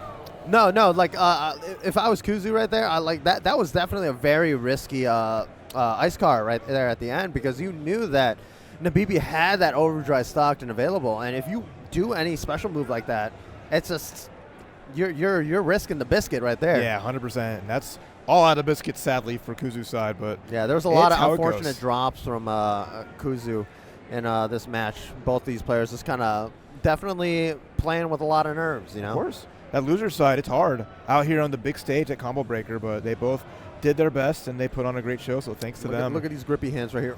Ooh, that 3C, that was so, or 2C, that was so good. No, Nabibi definitely was getting grippy hands by Nabibi a lot. Or Kuzu was getting grippy hands by Nabibi a lot. Good old Lueshi throw. Mm-hmm. There you see how things just put, every little pixel, every little chance, but then just that string, unfortunate. Right, and he had the 50 meter. He wanted Nabibi to block it, but it's like, dude, overdrive is stocked and available. Yep. You got to be careful in that situation. That's right, and you got to be chilling at home because we have a couple more ads for you right here, right now, but we have more great matches right after that. Stay tuned for more Combo Breaker and Blades with Central Fiction. Plenty more Combo Breaker 2023 action coming at you on the way. But first, let's take a quick commercial break. If you want to add to your Combo Breaker merch legacy collection, don't forget to head over to the Combo Breaker shop to check out all the amazing merch. Get yours before they run out. And welcome back to Combo Breaker 2023. We got a few more matches for you, including Kisser Crane, our Chicago representative. All right. And also the representative of Canada, you may know him as Psychotic. Honestly, we get to top things off here. We have one more match after this, but this is like both of them finally showing up on stream in a qualifying match even. So this is to get to that next stage of Combo Breaker. This is for the burrito. This is for that pride. This is for all the marbles. Here's the thing. I love Adam, right? Okay. I love Kisser Crane. I don't know how much he's been playing a Blaze Blue as of recently.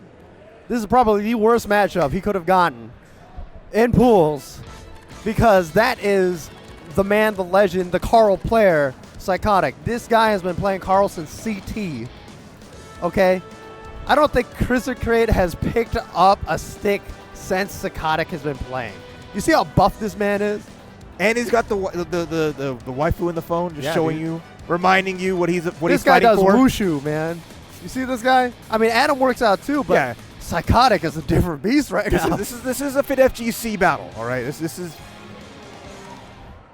two of the fittest, the strongest going at it. 9 has the tools to beat Carl, but I don't know how much Carl Adam is playing against. We're going to find out. I like this option here of the Jin sidelined. The Witch is in control, but right now it's all Psychotic. Uh-oh. Yeah, that was going to be an unblockable situation.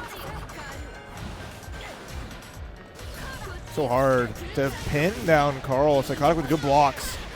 And then just putting that pressure on. That burst is gone, and you're going to take a good chunk of damage, and now this pressure. Oy. That's, the double overhead. Ooh, the new extension. And then just got to guess.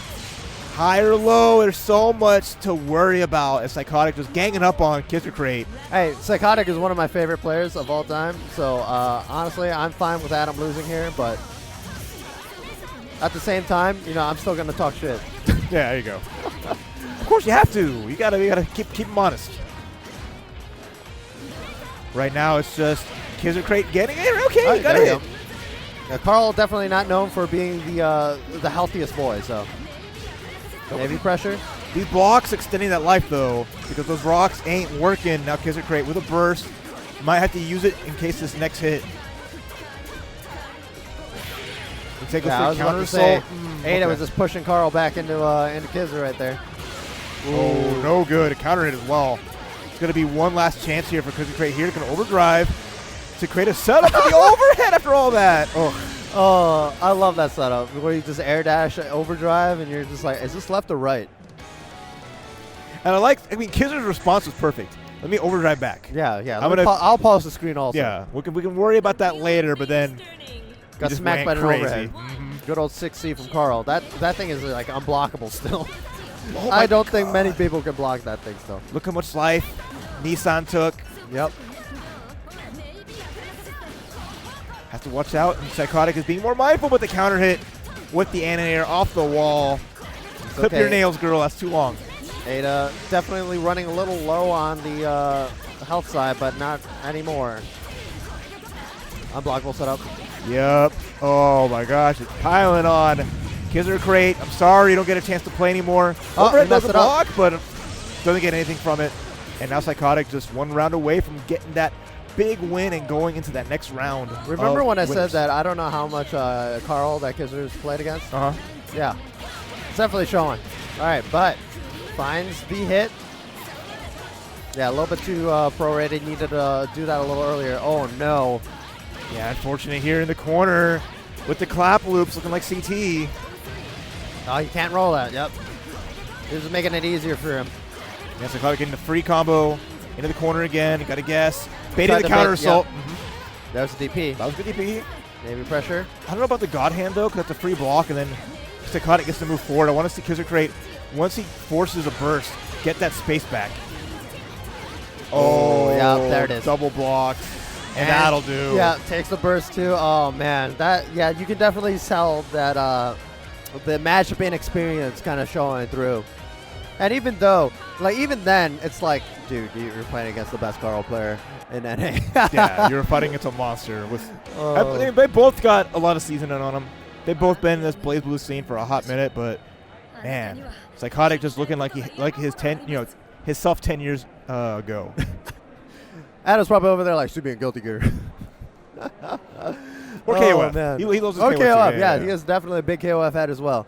But up next is going to be our final match for this pool. It's going to be Troner Bonner versus, you may know him, you may love him, MTLxSpider. That guy has also been in the scene for a hot minute.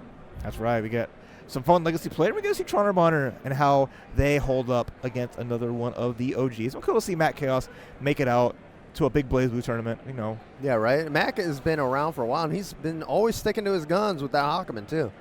Yeah, love to see it. So we get a treat for our last match here. As again, I'm curious to see how MTLxSpider gets to hold up, and they don't travel a lot for Blaze Blue, so this is something special. The big thing is Mac has always been playing Hawkman, too. It's yeah. Every time I see him, it's like, oh, it's just Hawkman. And then I see him playing, I'm like, oh, man, that's Hawkman. That's Hawkman. That's the Hawkman. That's Hawkman right there. That's right. There's definitely been a lot more new age Hawkman players, but you gotta stick with the old guard sometimes. I think a lot of them have just been swayed by Susanoo because I can play this version of Hawkman. I could be a little more angry. Yeah, but he doesn't. Violence. I was gonna say he doesn't have a sword, but then I remembered he does have a sword. He just has to earn it. Yeah, has to earn that sword. Whereas, Hawkman has some cool stuff, but I think he's very limited by the fact that the magnetometer system, right? It helps him and it also hinders him. His buttons are still really awesome and stuff, but we'll see. And those are like the sticking point. Like those little changes affect how efficient he is. Like one version ago, you had the Hawkman that was nuts. Because all you did was throw into overdrive, and then you were just... threw overdrive, and then you just died. You won the round. It was really funny. It was real funny. I loved it. But, Troner Bonner, we saw them play earlier with the Kokonoe. Let's see how they do against Hawkman, because Hawkman does have a lot of answers against a lot of the setups that Kokonoe can do. He can also cut the projectiles and create that void zone against Kokonoe as well. And matching outfits. Bananakins here in spirit. From both these characters, just all I hate over bananas. Don't bring that name up to me. I'm sorry, the yellow has it. It's a yellow Kokonoe. You know what it's about. So using those buttons really efficiently, that 3C trying to make at least catch Hawkman's toes with MTLxSpider with the counter, getting some Agatamas, and now how well can you block? Oh, mess up the timing on it, and Troner Bonner just recognizing, just pressing that 5A. Ball in the corner. All right, what's the setup? I like it. Goes for just the jump, getting the jump B, immediate burst to keep him in the corner. The counter doesn't work. Nice block. Oh, no. Forgot about the second part of that overhead. All right, big lead. Troner Bonner in a great spot here. There's the ball. There's the block. There it is. And there's a beautiful counter. Roll that beautiful beam footage. Getting that extra damage with that falling JC, and that's going to be it. Okay.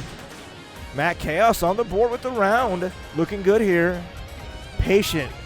Finding those gaps. Making it count. Getting those counters. Nice jump over. Doesn't get anything more but the big steppy.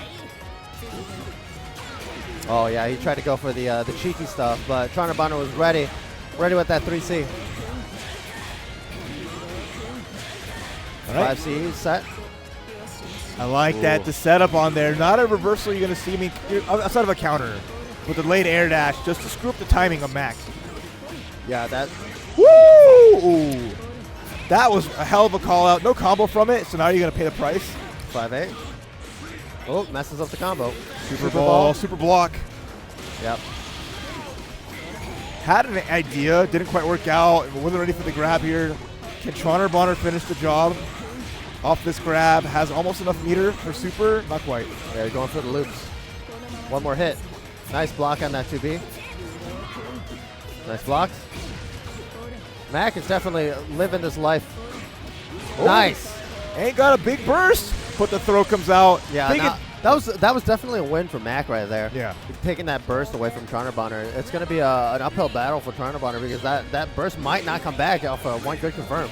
With the big old goose egg, without active flow or any kind of opportunity. It's gonna look great, no. But a fatal counter. Watch your legs. The tripwire. I guess the side switch as well. Every Kokonoe, man. Always got the side switch combos.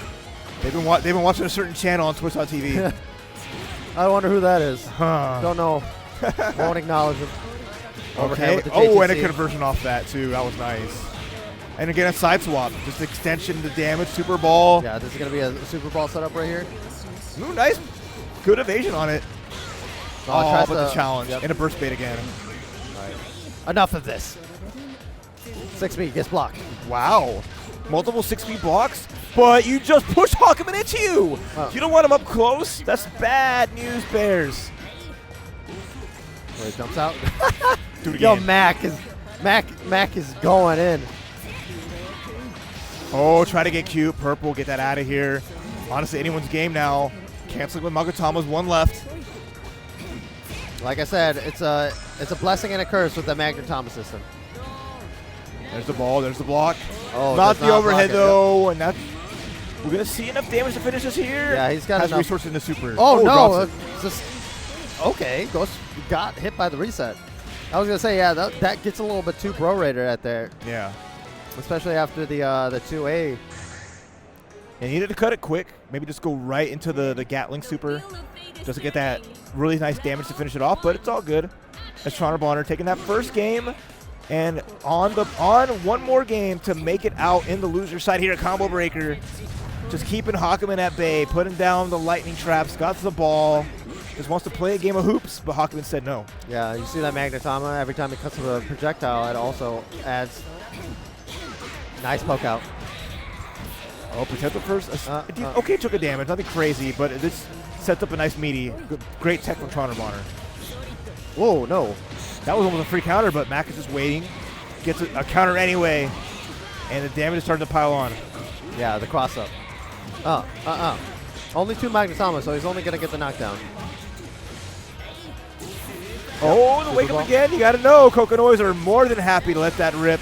And the side swap, electricity, no combo though.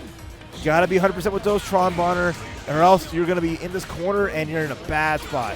Oh, the 3C coming out. Yeah, it goes right underneath the the Gravitron messing it up. And, oh, yeah, baby.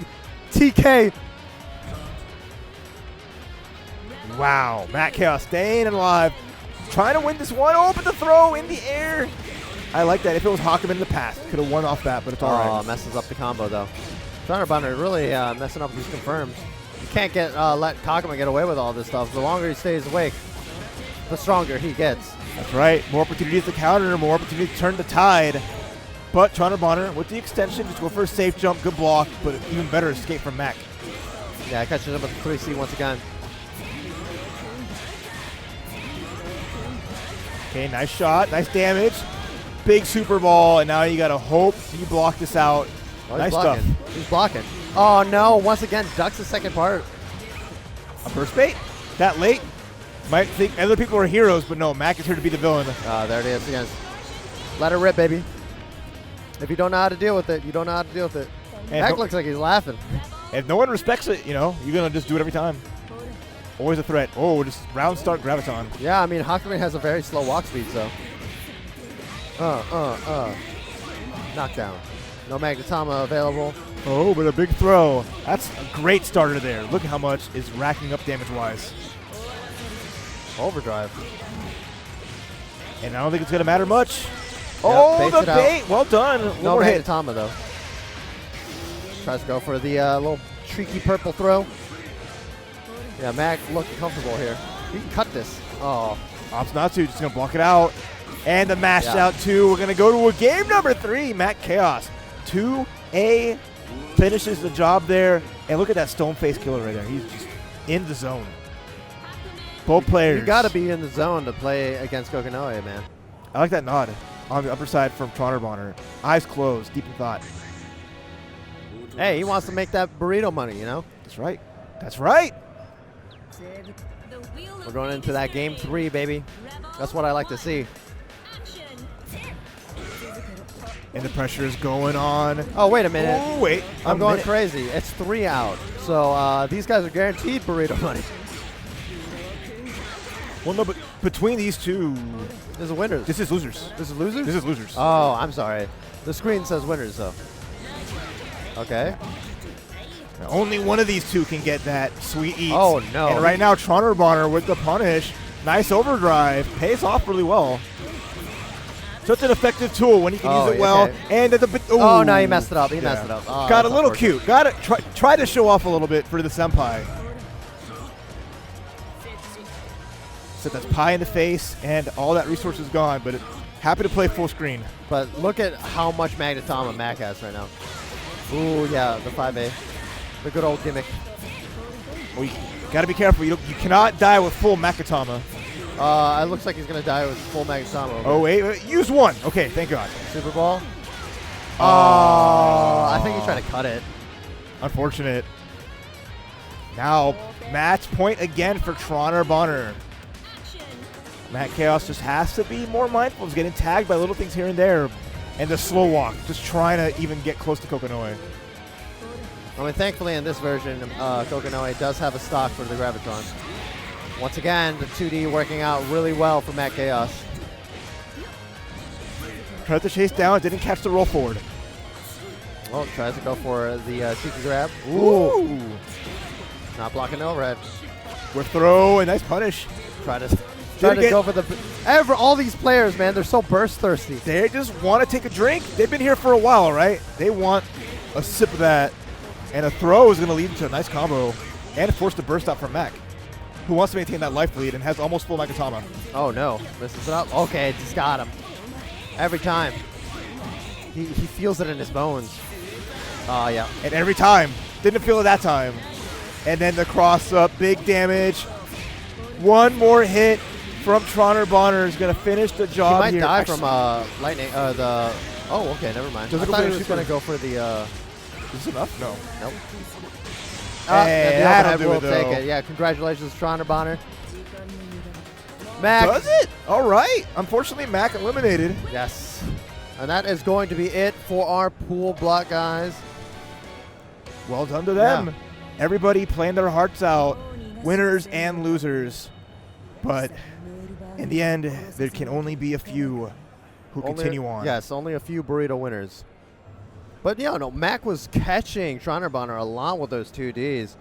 Unfortunately, there was just a little bit too much oppression. There was a lot of situations where Mac had the great block in the overhead and just forgot about the second part of the overhead, you know. Old school players are just like, oh, man, what does this cat do? 2-hit overhead, come on. Little things like that. And you see the opportunities, the chances, but you only get so many. So, Bonner having more chances tomorrow to keep it going in that bracket. So great stuff to them. Yes. And, we're going to be winding down here after these replays. We're going to be signing out as it's been a crazy 2 hours. Yes. A lot of fun matches. There's still more games going on today, too. He was like top 8 for Primal Rage, even. Oh, yeah. And that's I wild. forgot. Primal Rage is a game that's going on right now. Combo Breaker is crazy, guys. But, once again, I'm NobodyXC, and this is my good friend Raph. Follow us on Twitter.com for social media we may or may not use. So, yeah, signing off, guys. Enjoy the rest of your combo break. Thanks for watching.